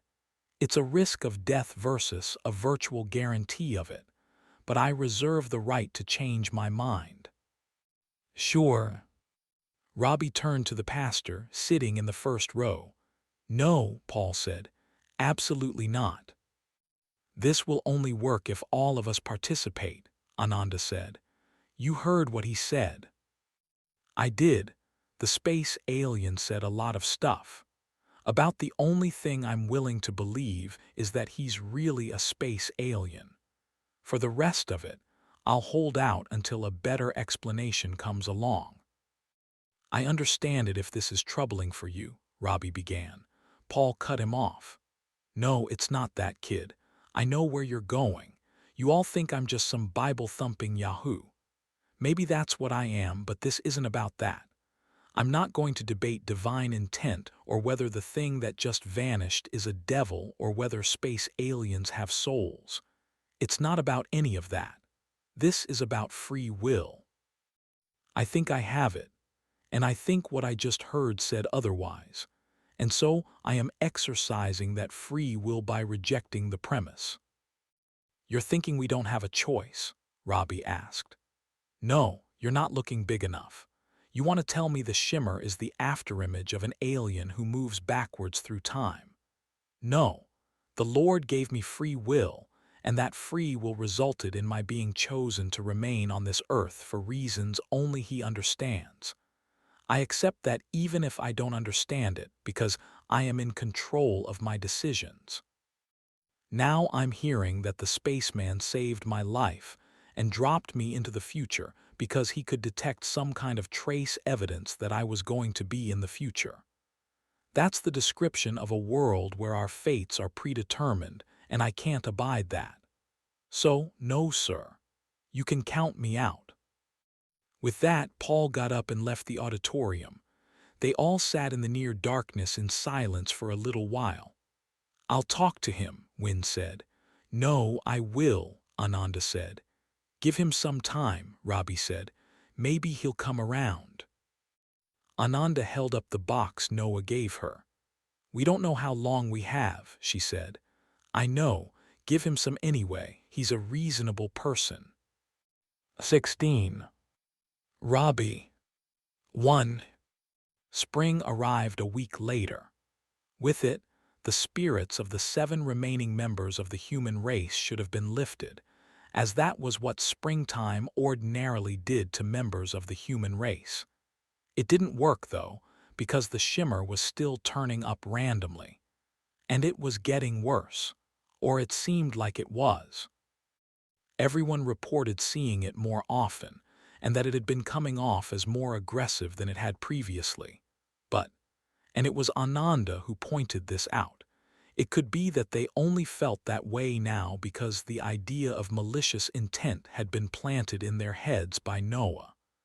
This observation was not helpful. By the 4th week of spring, everyone was on edge. Light show assaults were coming daily, and nobody was getting much sleep while waiting for the red light Noah had given them to come on, which it thus far stubbornly refused to do. It had a blinking yellow, a solid green, and an intermittent orange light, none of which seemed to be detecting useful things. At the same time, the situation with Paul was becoming strained, though aside from the moment when he'd stormed out of the meeting, he was his usual pleasant and chatty self, which was great at first. He remained approachable, certainly, and so every one of them at one time or another did approach, and asked him to reconsider. He debated Ananda for 3 hours on the nature of free will and Wynne for 2 or more on the nature of the soul. With Bethany, it became a discussion about fear and how one should not let it govern one's actions, information Bethany only found useful in the abstract. Carol's effort nearly worked, at least according to her. Robbie didn't entirely understand what her approach was. She'd cited Hume, St. Augustine, and Descartes, but couldn't say how those citations coalesced into a cogent thesis. But when she was done, she was certain he'd been convinced. He was not. Even Touray tried, despite having already gone on record with the admission that Paul made him nervous. They went back and forth for the better part of an afternoon on game theory and the prisoner's dilemma. It didn't change Paul's mind, but Touray nearly changed his. Robbie waited until everyone else had taken a turn before trying himself, because he was really hoping one of the others had a key to unlocking Paul that Robbie already knew he did not. 2. Robbie found Paul sitting at a table in front of a taco place around the corner from the campus. The pastor was drinking a beer and attempting to derive pleasure from a cigar that was so stale, it somehow even sounded stale every time he puffed on it. Despite his scarred face, he looked beatific, staring off into the middle distance. Paul could be equal parts serene and terrifying at any moment. It was kind of amazing. Robbie envied the serenity part. "Can I sit?" Robbie asked. "Sure," Paul said. "Do you want a beer?" "No, I'm good. I never really enjoyed beer." "It's what you were drinking at the party," Paul said. Robbie had a moment of disconnect, thinking at first that Paul was referring to the keg party Robbie had been at on the night of his abduction. But he was talking about the rooftop barbecue. "Yeah, I keep thinking the next time I try it, I'll like it. Hasn't happened yet. Dunno why I'm still trying. Maybe if it was cold." "Nah, the cold just means you're not tasting all of it. It's fine like this. How about a cigar?" "No, definitely not," Robbie said. "Fair enough. You know, I didn't really get around to appreciating this until now, but there's a lot of stuff just lying around here, owned by nobody in particular. Now that I'm not spending all my time worrying about how to make it to the next sunrise, it's sort of nice to indulge, even if the cigars are stale and the beer's flat." Robbie smiled. "Not a bad way to look at it, I guess," he said. "Sounds like something Touray might come up with." "Well, he's flighty, but he's got the right attitude." Robbie looked down the street in the same direction as Paul. The view caught part of the river and the bridge spanning it. There were deer running all over the place, especially near the grassy area, under the tree cover right at the riverbank. "I'm thinking the population crashed," Paul said, pointing up the road. "The deer, I mean to say, not us. Well, us too. But one of the things I expected to see more of in the future was deer. Their population was exploding back before you and I left the region for a while. At least it was around my edge of the world. Only way to control it was by hunting them down to a level the forest could support. Without that, you figure all we'd see around here is deer. We have seen a lot of them. Should be a lot more, though. That's why I'm thinking their population must have crashed. Maybe I will have that beer, Robbie said. Paul handed him one from under the table. Here you go. Robbie opened the can, which hissed gently. He took a quick sip and wondered if cigar smoke was the secret to enjoying it. What about predators? Robbie asked, regarding the deer. Predators could help keep them down, sure, Paul said. But, and again, I'm talking about 100 years back, even with the coyotes and wolves and whatnot, even with an explosion in pack hunting, the deer were making baby deer faster than the four-legged hunters could keep up with. No, I think they ran out of food. Nothing stopping the plants from growing, Robbie said. Isn't that what they eat? Sure, but not every kind of plant, just certain kinds. I'm not a botanist, but I knew my share of farmers, and they'd talk your ear off about invasive species. You mean like Noah? Paul laughed. No, but that's funny. He's a different kind of invasive. I mean plants that don't belong to this region, brought here by people who should have known better. Plants that thrive in the new climate rules around here, that can overwhelm the native species, and that may not be edible for deer. You wouldn't even know it to look at it, especially around a city. He leaned back and puffed on his cigar. The 5 deer Robbie could see from his chair got spooked by something upriver and ran off. So are you going to ask me? Paul asked. Ask you what? You know, ask me to join your merry band of survivors. It's why you're here. Let's not pretend otherwise. Oh, that, Robbie said. He took a sip of his own beer and continued to dislike it. I don't know yet. Okay, well, we can sit here all afternoon. Weather's nice. Robbie was ad-libbing this whole conversation. He meant to have some talking points, either actually written down and in his hand like this was a moderated debate, or memorized. But when he sat down to try to work them out, he came up with nothing. I actually had a bigger question for you, Robbie said. Shoot. I was wondering if you still had faith. Paul nearly choked on his cigar. He coughed, took a sip of his beer to clear his throat and shook his head. Sorry, that was unexpected, he said. Do you mean that, or are you just trying to get a rise out of me? Why would I try to get a rise out of you? Robbie asked. You're bigger than I am and you're armed. If anything, I should be afraid of you. Ah, come on. I'm not a scary person.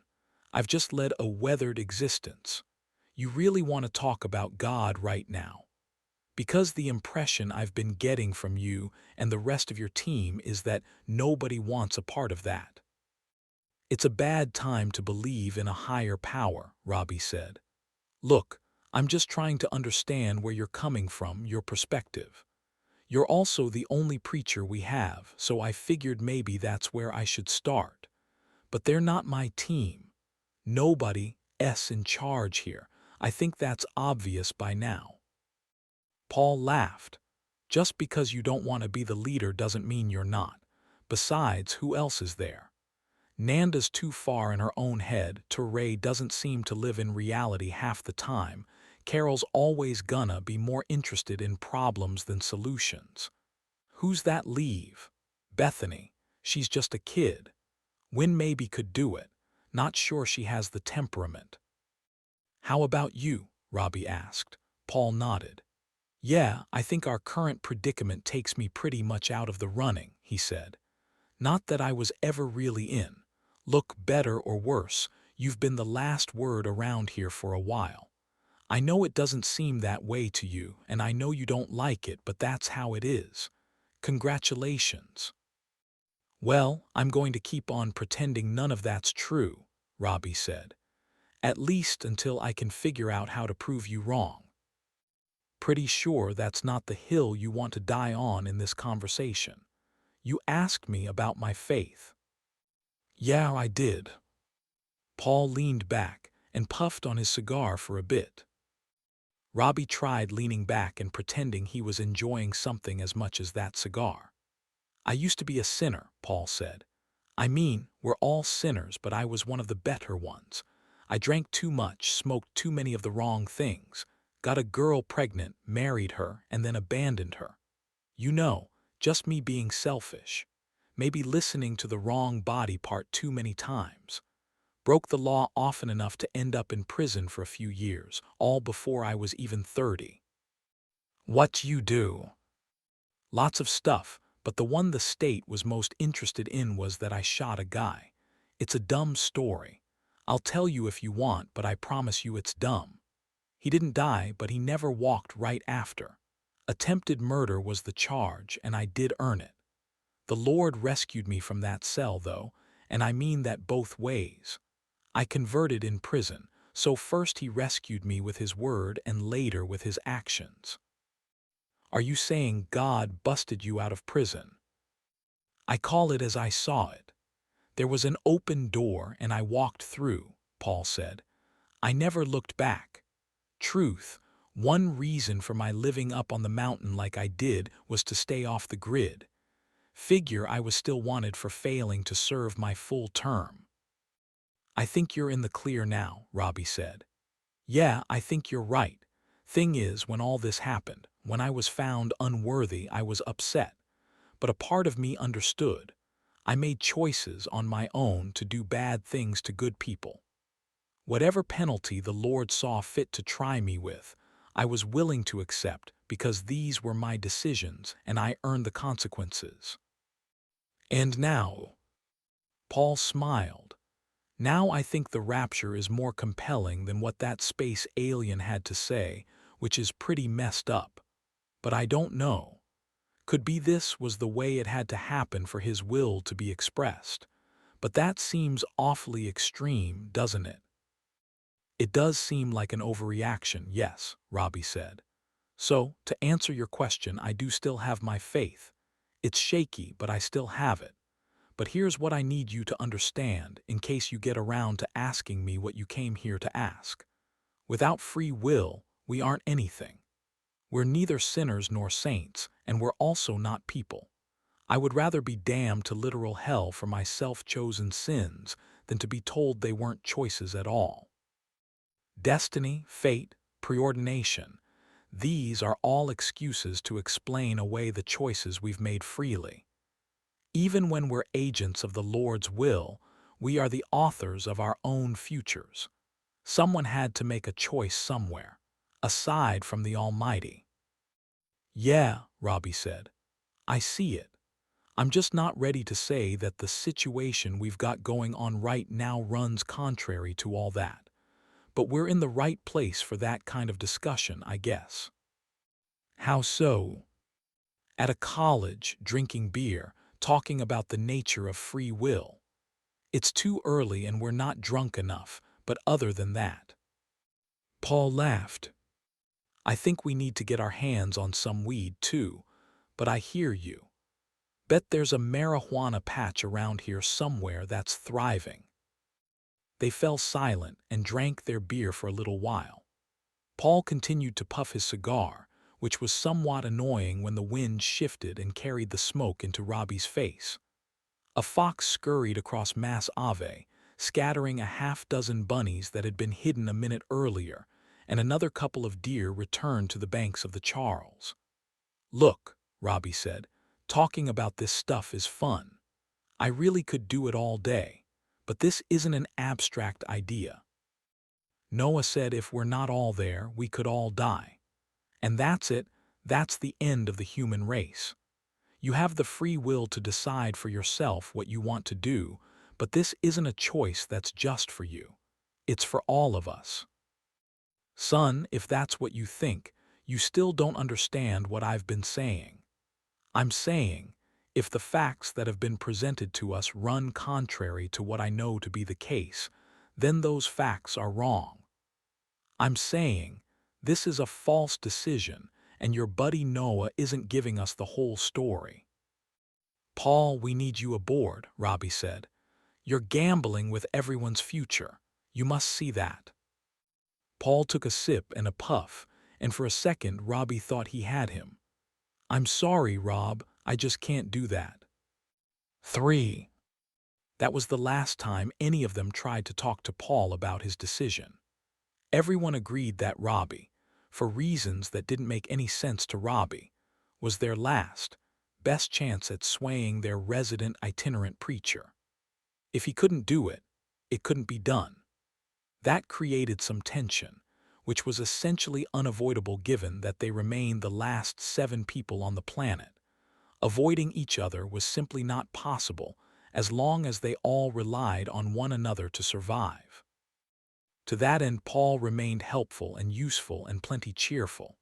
He continued to hunt and tend to Elton when Elton needed tending to and when wasn't able. But Paul also spent less and less idle time with the others. He still slept in the same space with them sometimes and still ate meals with them sometimes. Just not every time. Meanwhile, the shimmer kept getting worse. One night, Bethany woke up to find herself being probed by the tachyon, screamed, and woke up everyone else. This prompted a meeting the following morning to discuss whether, should this happen again, it was the responsibility of whoever noticed it was happening to wake up everyone else. The discussion was pointless, because after that night, none of them got any proper sleep anyway. This made all of them a lot more irritable, and some of that irritability was directed at Paul. It was no coincidence that when spring turned to, if not summer, then a hotter spring, Paul was hardly spending any time in the castle. He'd take Elton out on long rides. Paul didn't say where to, and neither did Elton, ostensibly to hunt, although he didn't usually come back with any game. Some of these trips spanned 3 or 4 days. Nobody openly speculated that maybe it would be better if Paul simply didn't come back one of these times, but that didn't mean nobody thought it. Then came the day when their very hot late spring or early summer went from somewhat pleasant to possibly life-threatening. 17. Ananda. I'm sorry, did you just say hurricane? Ray asked. They were in the part of the building Ananda had claimed as her research lab. It was mainly a bunch of desks with useless computers on them. About half the surfaces were covered with retrieved discoveries from other parts of the castle, and the other half with her handwritten calculations. Ray was there because he just delivered a new trove of documents. Yes, I did, Ananda said. Like an actual hurricane. A storm in which the wind blows very hard and lots of rain falls. I can't formalize the prediction without a satellite image, and we haven't been able to establish contact with the satellites yet, so I don't know if it's an actual hurricane, but something like it. Their miniature solar power grid had been growing steadily since the weather turned. They were on 3 rooftops now, and had begun to lay power cords to the castle's computer mainframe room in an effort to recover the local computer memory. It was a far cry from the internet, but it would be a good beginning. Among other things, they could start to access data saved by the university before the Great Extinction. They were also trying to get a satellite dish up and running. Ananda reasoned that the weather satellites overhead didn't rely on ground-based power to continue operating, so they were likely still up there, transmitting data that wasn't being received any longer. She hoped to change that. In the meantime, what she did have was barometric pressure readings from different elevations throughout the campus. Getting that done, and then finding a way to return to the locations to take regular readings, meant further reducing or isolating the castle's wolf population. Through a series of careful tactical maneuvers, they managed to reduce the percentage of the MIT campus in which one might come across a wolf by about 90%.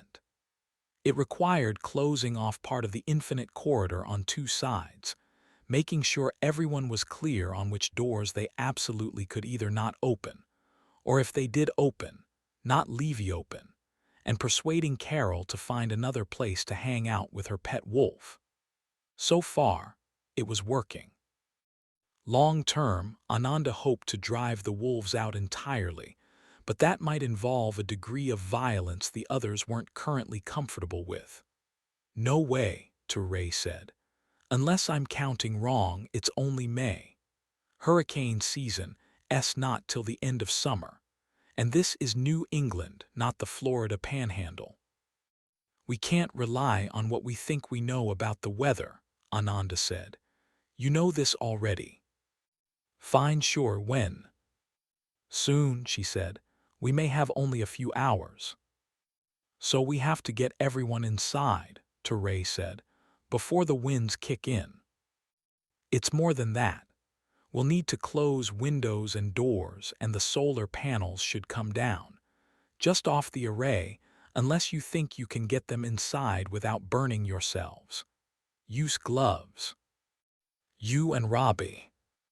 "We kind of need the power," he said. "Those panels are currently irreplaceable, and I have no idea if they're heavy enough to withstand this wind. The array isn't bolted down, I can tell you that. I know because I put it up myself." "All right." Ray took off to find Robbie while Ananda headed down one flight to the living quarters. Paul was there and so was Win. Both were pretending the other was. "We're getting a hurricane," Ananda said. "We need to secure everything. Win, we have open outer doors and windows all over the castle. You're fastest." "Paul." Paul looked at Win. "Elton," he said. "I should go out with you," she said. "Can't be in two places at once," he said. Win looked like she was in pain. "You're right, find him, please." "You know I will." "Do either of you know where Bethany and Carol are?" Ananda asked. "Carol's with Nalin," Win said. "Not sure about Bethany. You want me to find her?" "I'll go to Carol," Ananda said. "If you find Bethany, make sure she gets inside. We'll be losing power shortly." "Bethany." "You have to give him a treat the first few times," Carol said. She and Bethany were on the lawn outside of the library with Nalin, who was learning some new tricks. Carol only knew how to get him to sit, stay, and lie down. She wanted to see what else Nalin could learn, but she needed the assistance of someone with eyesight to accomplish that. Bethany was available and willing. She was also a little terrified. "What about kill and stop trying to kill?" Bethany asked.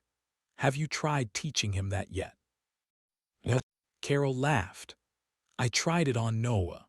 It worked, but the don't kill command required I hit Nalin on the back first. I don't know who else to practice on." "Yeah, forget I asked," Bethany said. "Come on, Nalin, roll over."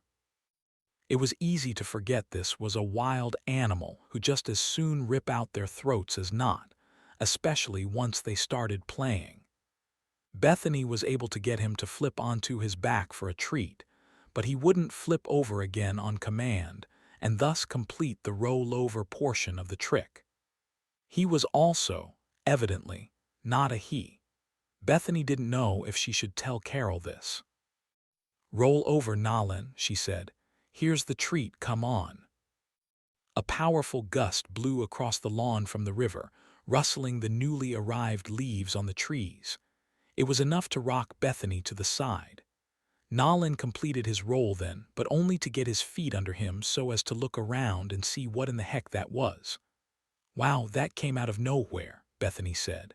"Are there clouds?" Carol asked. There were, newly arrived from the west, looking like they were late for something. "Yup." Nalin turned, walked behind Carol, and started growling. Ananda was on the library steps. "Hello," Ananda shouted. "Is it safe to come over?"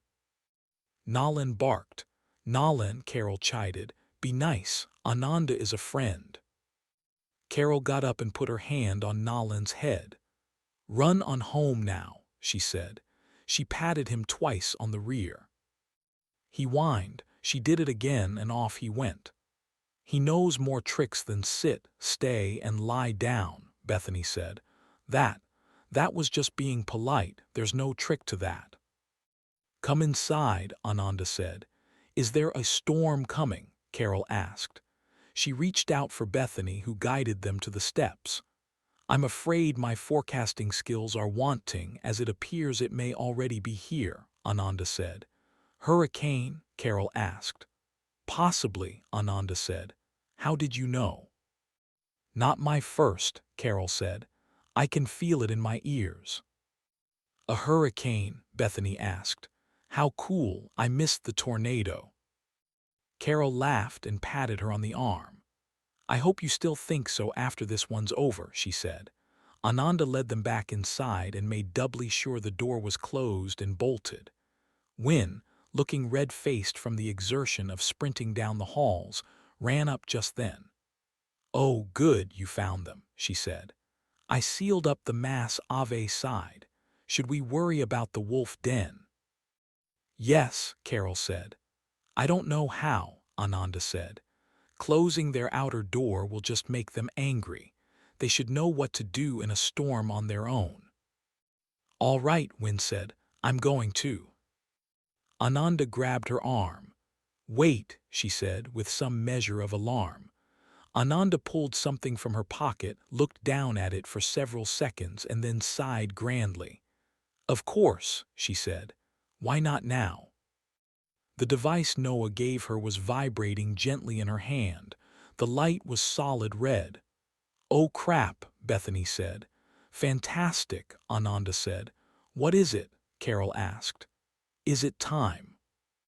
It's time, Ananda said. All right, new plan. When the boys are on the roof, find them and meet us at the device. Hopefully this will be over before the full force of the storm hits. What about Paul? Bethany asked. He's corralling Elton, Wynne said. I'll go get him, Bethany said. Someone should write. Bethany, he doesn't want to do this, Carol said. He didn't before, but now it's happening. We have to tell him. She looked to each of them for affirmation but didn't see any. Bethany couldn't understand why. Sure, Paul was being stupid, but that was before. He'd change his mind when he had to. She was certain of it. He should know, Bethany added. Ananda sighed. Try, she said, but get to the site as soon as you can. Robbie. Wow, this looks like it's going to be bad, Ray said. He was standing entirely too close to the edge of the roof for Robbie's personal comfort. Hey, back up, man, Robbie said. Just then, a strong gust caught the solar cell Ray was holding and carried him backwards a couple of feet. Noted, he said. This came out of nowhere, huh? I don't know. I haven't been through a lot of hurricanes. Robbie unplugged the back of the second solar array, and with heavy work gloves, began taking the panels down and putting them on the rooftop. The panels weren't as heavy as they looked and made excellent sails, but they were hot. They both had this down to a science, though.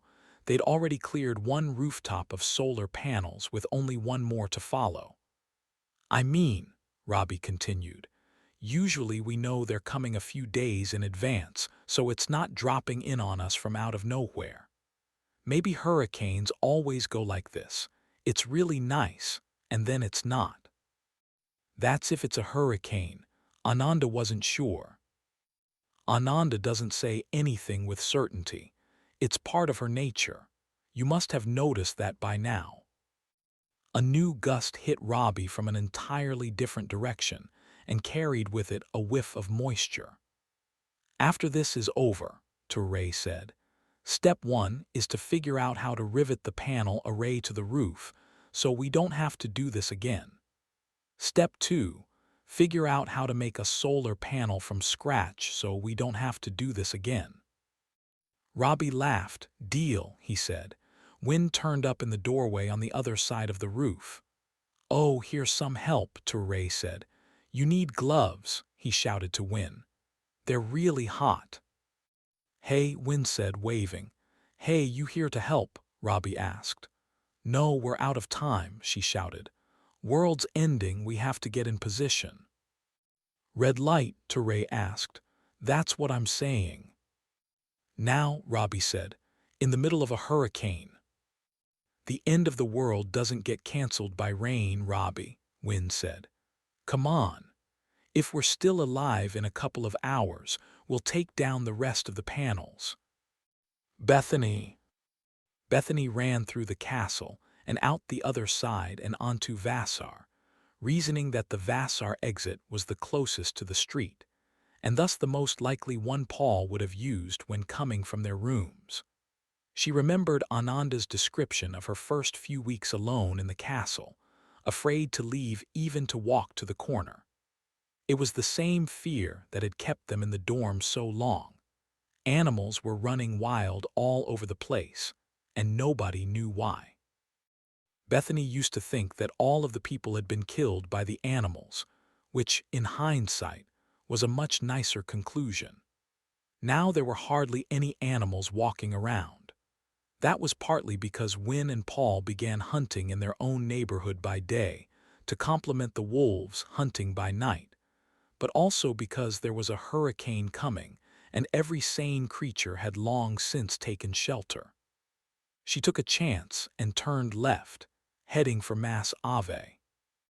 Bethany hardly knew Elton at all, but it was a long straightaway. If she were a horse, she might find that appealing. She wasn't tracking Elton exactly. She was tracking the guy tracking Elton, but it still felt right. At the corner, an aggravated raccoon hissed at her. She ignored it, turned, and ran into a swarm of lights. The shimmer had been getting angrier and angrier with each passing encounter. She hated the shimmer even before Noah told them that it was something that wanted to hurt her. Once she did know it, the light show triggered a panic she couldn't really control. What got her through it was that the red light wasn't on yet. As long as that remained true, if Noah was to be believed, the shimmer wasn't ready to kill her. But now the light was on. "No!" she screamed. She spun around to run away from the lights as if they could be outrun, but only made it a couple of steps before her foot caught in a crack in the street. It stayed where it was while the rest of her kept going. Pain shot up her right leg. She shrieked, landed hard on the pavement, and skidded a couple of feet before stopping. "Ow, ow, ow," she cried, clutching her ankle and rolling onto her back. The shimmer was right above her now, and if it could be said to be glaring menacingly, then that was what it was doing. "Not yet," she said, through clenched teeth. Then she drew the gun Paul had given her and shot at the lights. Predictably, it did exactly nothing, but she sure felt better. The shimmer continued to hover as if to convey its rage. Bethany was certain she was about to die. "Hey, you okay, kid?" Paul ran over, waving his way through the lights like he was swatting at a cloud of gnats. He knelt down next to Bethany and pushed aside the weapon before he got shot by mistake. Elton, having been successfully retrieved, sauntered up behind him. He looked somewhere in the middle of confused and indifferent, either in direct response to Paul's arrival or just as a matter of coincidence. The shimmer evaporated rather than opting to murder them. Did we scare it off? Bethany wondered. Then she started crying, which was not at all cool. Of the few remaining role models she had to compare herself to, she thought Wynne was the best pick, and Wynne definitely would not have started crying under these circumstances. "It's okay," Paul said. He sat down next to her and gave her a hug. "You're fine. It's scary, but you know, it's just a light show." Wynne also wouldn't need a hug. Bethany did, though. "It's not," she said, getting Paul's shoulder wet. "It's here to kill us, you heard." "I know what we were told." "No, but Paul, you don't understand. It's happening now. The red light came on. I was looking for you so I could tell you." "Oh." He pulled back from the hug. Bethany wiped her eyes dry with the back of a scraped-up hand. "I thought this was it," she said. "I thought we were too late and this was it." Well, it's not, he said. You're fine, we're both fine.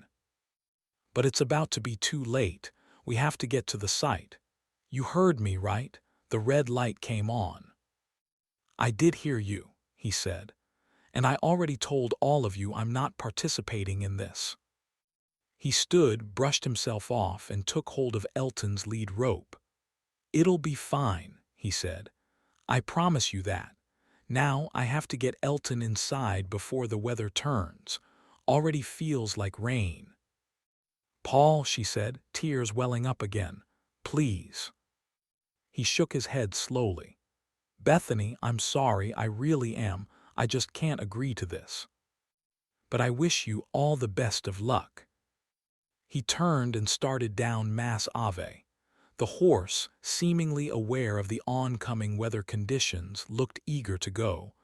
Paul, she shouted. He stopped and looked back. I told you, he began. I can't move my foot, she said. I think my ankle's broken. Then we'll have to get you inside, he said. That's not where I need to be. He hesitated. Please, Paul. He hung his head and sighed. His lips were moving, a quiet prayer maybe. All right, he said. I will bring you there, but I'm not staying. Robbie, Ray, and Wynne reached the construction site at around the same time it started raining. Ananda and Carol were already there. They'd already cut away the fence meant to keep them out of the site and installed a wood ramp to climb down. This was done before they met Noah, so Ananda could study the device without risking a broken leg, but was very convenient on this occasion, at the front end of a hurricane. Where's Bethany?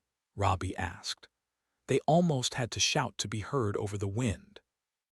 She went to find Paul, Ananda said, and you let her. Couldn't stop her, she'll be here. I hope so. Lightning bolts were dancing across the top of the sky. Robbie couldn't think of a worse place to be standing than in the middle of an open plot next to a possibly metal object. Great timing, he said. That's what I thought too, Ananda said. The shimmer manifested over the device. Robbie at first thought he was looking at more distant lightning before his eyes adjusted and he realized what he was seeing. Here we go, Ray said. Bethany should be here by now, Robbie said. Should we go find her? There's no time, Carol said. We have to trust she'll make it here. Just then Paul rode up on Elton with Bethany in the saddle in front of him. We're here, she shouted. You're late, Robbie said. Yeah, I broke my ankle and had to hitch, Bethany said. Paul hopped off Elton's back, then turned and helped Bethany down. Then he sat her next to the fence and waved to the others. Far as I go, he said. Good luck to all of you. Wait, I have to get down there, Bethany said, pointing to the other side of the fence. Yeah, all right, Paul said. He stepped away from Elton, knelt down, and scooped her up like she were a child. The opening in the fence was barely large enough for him to make it through, but he managed it. As soon as he stepped off the wood ramp and touched the dirt on the inside of the fence, the overhead swarm's demeanor seemed to change. The only way to describe it was attack mode. It dove at Paul first, knife-like, shooting itself straight through the man's head. The pastor was uninjured by this, but was visibly startled. It was too late, by then, for him to go anywhere. He was part of this now whether he liked it or not. Robbie could see him coming to that conclusion in the subtle change of his expression. The shimmer swung around and enveloped Carol next, and then Robbie, then Bethany. She buried her face in Paul's chest. Stop it, she screamed. Noah, Robbie shouted, at the absent alien he hoped was listening. Now would be a good time to get your machine going. Around and around the shimmer went, above Ananda and through Wynne, expanding and contracting. It was a cloud that surrounded them, and a blade that sliced through them. But even though its frantic motion now seemed coupled with the drastic winds and increasingly heavy rains, the shimmer still wasn't doing them any direct harm. Suddenly, and with a loud clang, The round hat on top of Noah's device popped up a couple of inches, and the swarm instantly calmed down. "What's happening?" Carol asked. She was squeezing Robbie's hand tightly. "I think Noah's Roach Motel has gone active," Robbie said. A second swarm of lights manifested. Robbie's eyes might have been playing tricks on him, because while it seemed like what happened was that the single shimmer split in two, it also looked like the second swarm emerged from Noah's device. But that didn't make any sense. Both things couldn't be true. A distinct pair now, the two shimmers took turns, stopping in front of each member of the Apocalypse 7, coalescing into a humanoid shape of roughly the same height, and then moving on. It looked, weirdly, like it was taking portraits of each of them. "Any idea what's happening?" Wynne asked. "Not me," Teray said. "But they're not trying to kill us, so I'm cool with it." And then the lights fizzled, as if the rain shorted them out and the winds carried them off. Nobody could breathe for a bit. They just stood there, listening to the wind and feeling the rain on their faces, waiting for another shoe to drop. Paul lowered Bethany to the ground. She sat down on the board and winced at an ankle that was already starting to swell. "So," Paul asked, "is that it?" Robbie let go of Carol's hand and circled the device, looking for evidence of renewed hostilities. There was nothing but the wind and the rain. "It's over," he thought. "Guys, I think we did it," Robbie said. "I think we're safe." "I think you're right," Teray said.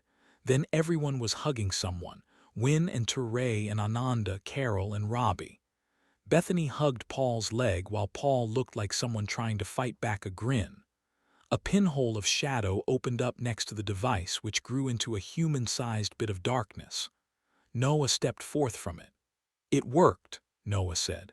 "That's fantastic. Great job, everyone." "Thanks, man," Teray said. "You too," Robbie said. "Your device worked."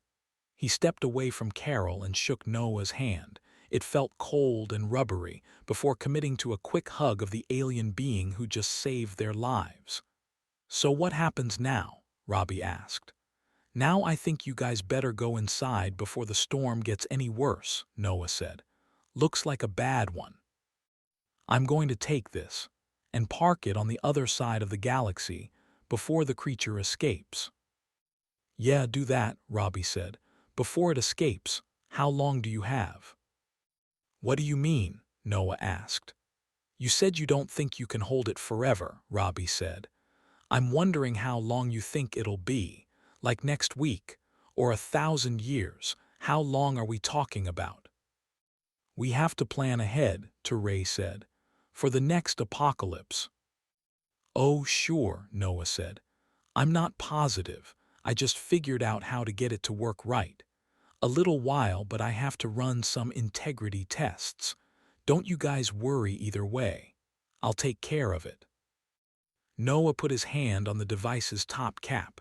Then Paul stepped forward. "No," Paul said. He had his shotgun out. "Paul, what are you doing?" Robbie said, instinctively stepping between Paul and Noah. "We won. It's over." "No," Paul repeated. "Step out of the way, kid." "Paul." "Rob, you have to step aside," Paul said. "I'm very serious." Robbie took 3 steps to his left, exposing Noah to a shot he was certain Paul wouldn't take. This was too crazy, even for him. "Paul, come on," Noah said. "I know we have some differences, but we won. You guys are good now." "No, you're not done answering questions," Paul said. "The sooner he gets that thing away from here, the better," Ananda said. "Nanda, stay out of it." "I really have to go," Noah said. Noah raised his right arm, meaning to activate his teleportation device. "Not yet," Paul said. Then he shot the extraterrestrial Roach Motel out of Noah's hands. It clattered to the ground a few feet away. Noah jumped backwards. "Are you crazy?" Noah shouted. "Do you have any idea how dangerous that is, if that exploded?" "You're not going anywhere," Paul said. until you answer Robbie's question truthfully. How long until it escapes? Paul, he doesn't know, Ananda said. You're not using your head, Nanda, he knows. I do too, but I want to hear it from him. How long, Noah? Look, I don't know, Noah began. 83 years, Paul said. That's how long. That's really specific, dude, Ray said. Paul, you're not being reasonable, Noah said. Let me get the trap out of here before you do real damage to it. Oh my God, Ananda gasped. You're right. They live backwards, don't they? Paul said. I finally figured out what you were hiding. They live backwards. 83 years in this creature's future is 83 years in our past. What happens in 83 years is that creature you trapped in there breaks out of his prison and kills every man, woman, and child on the planet. While looking for us, Robbie said. And we weren't there, so it just kept on going, Paul said. Tell me I'm wrong, Noah. Wait, no, Ray said. No, did we just kill everyone just now? Wasn't us, Paul said. It had to play out like this. He's right, Ananda said. The human race died in our past. It had to happen the way it did. We had no agency. Buth did, Paul said, gesturing at Noah with the barrel of his shotgun. None of this happens without him. Guys, Noah said, raising his hands. It's not really like that. Okay, it sort of is, but do you have any idea how much energy those creatures produce? The thing on the ground is a power cell, and this is the best way to charge it. By entrapping a sentient being, Ananda asked. It's the most efficient way by far, Noah said. Look, we use tachyonic energy for interstellar travel, and it's hugely valuable. This one battery holds enough to power 1,000 ships for 100 years. You're joking, Robbie said. I'm totally serious. Look, I'm sorry, I really am, but I mean, look around. It's all about energy, right? You understand that. You went mining for energy, Carol said, quietly, on our planet, by baiting a hyperenergetic being into a trap. He provides access to enormous amounts of energy in exchange for our extinction, and you expect us to understand. You're not extinct. I saved you guys. Robbie, Paul said, I'm going to shoot him. Do you have a problem with that? I cannot stress to you, Noah said, how important this energy source is. No problem, Robbie said. Go ahead. Wynne beat Paul to it. With a guttural scream, she charged Noah, smashed his head to the ground, and punched him in the face. She had her knife out and was ready to finish him off when Noah said the one thing that could possibly stay her hand. There are others, he shouted. Wynne screamed, plunged the knife into the dirt next to his head, and grabbed him by the throat. Say that again, she said, slapping him across the face. I said there are others. Wynne, Robbie said, get off him. She shot a look of pure murder over her shoulder, but did as he asked. She pulled the knife from the dirt, rolled off the alien, and stood. We should still kill him, she said. Right now, gut him and see what his insides look like up close. Just step back, Robbie said. Paul's got him covered. Noah climbed up to one knee. He looked annoyingly fragile. Thanks, Robbie, he said. Don't, Robbie said. Now explain yourself and make it good. I said there are others, Noah said. I didn't just save the 7 of you, it's the truth. I have more. How many? He looked like he was doing math in his bulbous head. 312. Where are they? Robbie asked. Did you put them back? No, they're in stasis, Noah said. Like you guys were. It was going to be a surprise. People selected for different genetic markers and professions. I pulled them out just before it all went down. Don't any of you understand? I saved the human race. Nope, Paul said. Not good enough. I'm going to kill him. Hang on, Paul, Robbie said. Let me guess. If we don't let you go, they stay where they are. I can't release them if I'm not there. Robbie's eyes met with Paul's. It looked as if the only thing staying the preacher's wrath was Robbie's request that he not execute their visitor. A part of him wanted to let Paul do it and wash his hands of the whole mess. But he couldn't do that, not if Noah was telling the truth this time. We let you go, Robbie said, and you do. What? Drop the other 312 where you found them like you did to us. I don't have to. Where do you want them? Robbie turned around. Paul, if he makes a move for the Roach Motel, shoot him. Touray. He waved Touray over to him. Touray arrived to the huddle, reluctant, looking devastated. What do you think? Robbie asked. Should we believe him? Touray shook his head. No, man, he said. I'm done guessing about right and wrong now. Hey, Robbie said, trying for a laugh. Come on. You're the guy who thought the apocalypse was cool. Give me an angle or a story. What's your spin? Yeah, I don't know. Nothing, Robbie asked. We just murdered the human race, Robbie. I don't think I trust us to get this right. Yeah, okay, thanks, Robbie said. You're a big help. Sorry, but I'm done. We don't have a choice, Carol said quietly. What's that? Robbie asked. I said we don't have a choice. We always have a choice, Carol, Robbie said. He turned around to consider Noah again. Robbie had never in his life wanted to see another living creature murdered before him, so what he was experiencing in that moment was completely new. More than that, he wanted to do it himself. He didn't like the feeling. 10 a month, Robbie said to Noah. That's what we want, starting next week. Put them in the middle of Cambridge Common. Can you do that? Absolutely, Noah said. Start with medical professionals. Of course. Robbie, Paul said. Paul, we have nothing to lose that we haven't already lost, Robbie said. If we let him go and he's lying, we lose. If you pull the trigger, we lose. I think we've already lost, Paul said. You just don't know it yet. Got him it, Wynne said. No, he's right. I hate it, but he's right, Paul. Paul looked down the barrel of the shotgun at Noah again, and everyone held their breath. Robbie prepared himself to be okay with whatever choice the preacher made. All right, Paul said, and lowered the gun. Vengeance is the Lord's, although I'd rather claim it for myself. Yeah, we all feel that way, Robbie said. No, Bethany shouted. She had her gun pointed at Noah, tears streaming down her face. No, you caw. Bethany, Robbie began. She pulled the trigger 5 times, but the gun didn't go off. I'm empty, she cried. Paul. I think they're right, Paul said. No, you can't.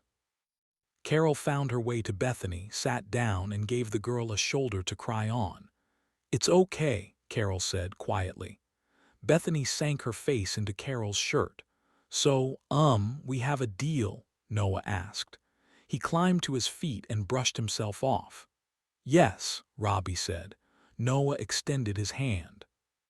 Shake on it, he asked. Robbie thought if he got that close to Noah, he'd end up doing the same thing as Wynne, only nobody would stop him. Just remember the deal, Robbie said. Cambridge Common, Noah said. You have my word. He turned to Ananda. And oh, hey, if you want, I can share some tech. There's enough spare energy in this to power this whole world if you want it. Get away from us, she said. You're not an advanced species, you're a monster. There are a lot of power-hungry civilizations who don't feel that way, Ananda, he said. It's all a matter of perspective. Just go, Robbie said. Get the hell out of here. All right, he said. Noah retrieved the machine from the other end of the lot. 10 a month, starting a week from today, Noah said. Be ready. With that, he pressed the little button on his doodad and vanished into the shadows. Then the rains grew heavy, the winds raged, and it was time for all of them to seek shelter. Epilogue. Touray. It was the third Saturday of July, and it was a gorgeous day. Touray sat on a bench in front of the low wood barrier that marked the edge of the Garden Street side of Cambridge Common. Slung between two trees a few yards to his right, there was a big white banner that read, "Welcome to 2129." The first thing everyone did without fail was laugh at the sign. Then they'd look around and stop laughing. Reactions after that varied. A lot of them screamed. Some broke down and cried. A few fainted. Not one of them got up, looked around, and said, "Oh, cool." Touray was dying for that to happen just once because he knew whoever did that was going to be his best friend for life. They always came through lying down, wearing whatever they'd been taken away in. Thus far, thankfully, it had always been outdoor clothing. No pajamas or lingerie or straight-up nudity. That would have just made an awkward situation even worse than it already was. The first ones through had it the toughest. None of the Apocalypse 7 had known what to expect, so after the initial shock and the screaming and crying, they didn't have anything else to tell the new arrivals aside from sorry, but this is your life now. They'd gotten marginally better at it since. Adding 10 people a month was a huge challenge at first, because it took everybody about 3 months to stop freaking out and start being productive assets to the society they were trying to rebuild. Now, 2 years into the process, that society gained 10 more useful people every month. These days, Touray had an entire welcoming party organized, with grief counselors, a minister, Paul, usually, and some physicians. There was also food and water, and a housing assignment for the first night. Pretty smooth operation, he thought. He saw Bethany on the other side of the field. She waved hello and headed over. "Hey, dummy," she greeted, looking sharp. "You too, little girl," he said. She stuck her tongue out but smiled about it. Bethany hardly walked with a limp anymore. The ankle didn't heal correctly, but they'd gotten an orthopedist in a few months earlier, and he had some suggestions for how to help. Touray didn't know how much of a physical change there had been, but she certainly seemed to be in better spirits about it. They exchanged a quick hug. It was a far cry from back in the early days when they wanted to strangle each other. But a lot had happened since then. Touray couldn't help but notice how much Bethany was turning into an actual young adult. This became especially obvious once Noah's collection of humans went from seasoned medical professionals and tenured scientists to genetically promising 20 and 30-somethings, because that was when Bethany became a regular member of the welcoming committee. More to the point, a lot of those 20 and 30-somethings noticed her too. She noticed them right back, although when Bethany flirted, she tended to stick to the women. "How close are we?" she asked. "Another half hour, I think." "Cool, I'm gonna talk up Rhoda, back in a bit." She headed over to Rhoda, one of the nurse practitioners. Touray was nearly positive her name wasn't really Rhoda, but that was what she was calling herself now. She'd shown up almost a year back speaking only Urdu. Like all of them, she'd come a long way in a year, but that was especially obvious for the folks who'd arrived not knowing any English. Touray double-checked the time and laughed, because the watch on his wrist had the answer, and that was a remarkable thing. It had taken forever to get watches working and showing the correct date and time again. Noah had provided them with a year and a month, but not a day. Ananda was able to figure out what a calendar for 2127 looked like, but couldn't narrow it down to a specific day until the equinox. That involved recording the time of the sunrise and sunset every day, which required the use of a timepiece.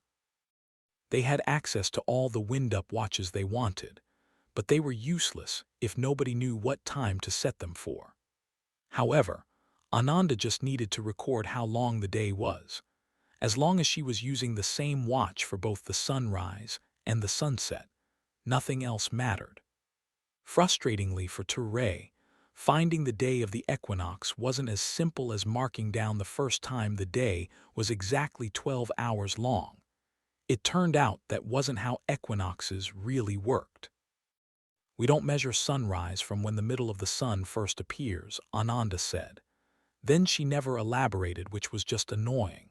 But anyway, it worked eventually. As soon as she figured out when the days had officially started getting shorter, she had the month, day, and year, and even the correct time, and they were set. Sometime over the course of these internal musings, Robbie showed up behind Ture's bench. "How much longer?" Robbie asked. Ture didn't know he was there, so he jumped up and yelped in surprise. "Hey, dude, a little warning." "Sorry." "Ah, forget it." Ture embraced his friend. "How you doing, man?" he asked. "You never come out for these." "I know," Robbie said. "It's been a while." Robbie looked thin and ashen, which was actually an improvement. He had on sunglasses to hide the fact that he wasn't getting a lot of sleep, which was also a step up. He got no sleep at all for long stretches for the first year after Noah. Then he and Ture stopped hanging out altogether, and Ture lost track of Robbie's sleep cycle. Presumably, it had improved. "Yeah, you can use the sun," Ture said. "Get you running around, get the blood moving." "How's Carol?" "She's okay, busy. We haven't talked lately, but you know." "Sure." Robbie and Carol were either on again, off again, or were just so used to each other's company that they didn't know how to undo that more permanently. Nobody was sure, and nobody knew how to ask. Carol was active, certainly. She'd been helping clear out the coy wolves from the neighborhood by domesticating entire packs. Nobody was quite sure how she was doing it, but it worked. There hadn't been an attack in 13 months. The pigs in Boston were a much larger problem. Wynn took the lead with that one, and she wasn't making pets. There was a long way to go before the whole city was livable, but in the meantime, they had plenty of pork to go around. Thankfully, there was other food now too. Post-Noah arrivals who knew what they were doing started growing vegetables and fruit. Ture stopped worrying that he was going to die from scurvy. Robbie stepped around the bench and sat down with Ture, just staring at the middle of the park. It was a good choice, this location, even in the middle of winter. Ture used to wonder if Robbie picked it because it was only a few yards where the three of them had first met. He never did get around to asking. "What's on your mind, man?" Ture asked. "Or do you just want to greet the new crew?" No, I'm not staying," Robbie said. "Just popped in for a quick. It's been a while since we talked, you and I." "Sure has." "So, yeah, I've been thinking a lot about that day." He didn't need to explain what day he was talking about. "Sure," Ture said. Truthfully, that particular day was never far from Ture's mind either. It was probably the last thing he thought of when he went to bed at night, and the first thing to wake him up in the morning, and sometimes in the middle of the night, and he knew for a fact he wasn't the only one who went through this. Robbie, though, it had hit him hardest. "What about that day?" Ture asked. "I was remembering that there were two of them," Robbie said. "At the end, do you remember?" "The Tachyonites, yeah."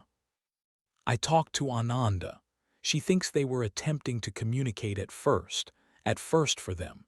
You have to think about it backwards, right? The last time we saw them was the first time they saw us. There were two of them and they were curious. What we saw after was just one of them then, trying to free the other one." "It really doesn't help to dwell on this," Ture said. "You know that." "Yeah, I know," Robbie said. "But they weren't aggressive. You understand, we did that." "It wasn't us." "Right."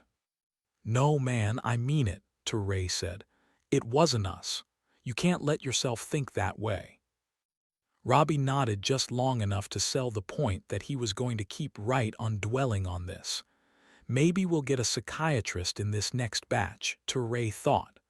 What do you tell them? Robbie asked. Who?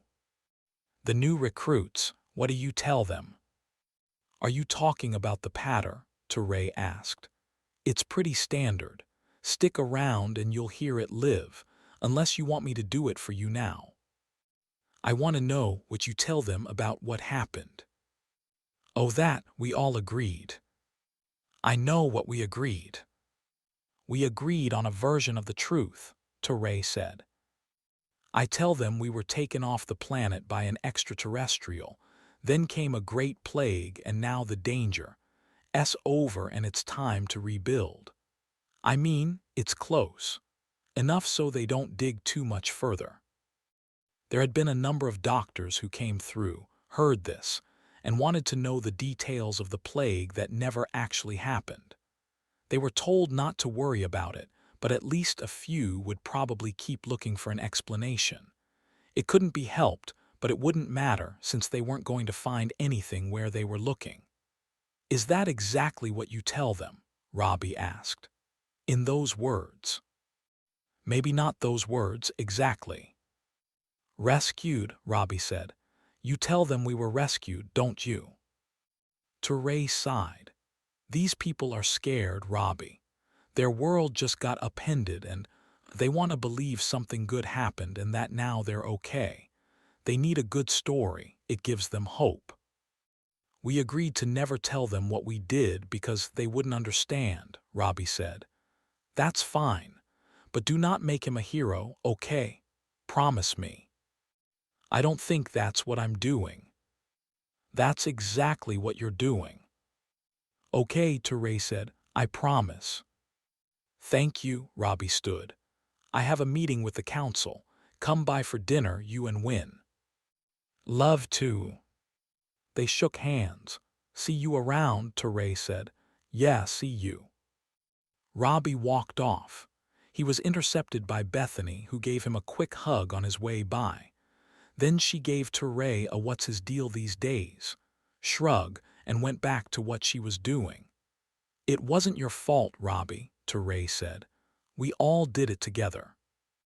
Robbie couldn't hear him, but it wouldn't matter if he had, because Robbie wouldn't have listened anyway.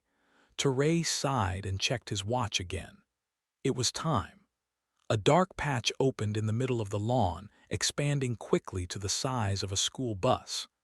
Several of the people near the tables, even people who had seen this all before, gasped at the sight. Then the shadow bubble popped out of existence, leaving behind 10 people. They were spread out on the grass, asleep, unaware that their entire life was about to get turned upside down. Teray jumped to his feet and picked up his megaphone. Let's get this show started, he thought. Welcome, everyone, he said. ITS the year 2129, and boy do I have a story for you.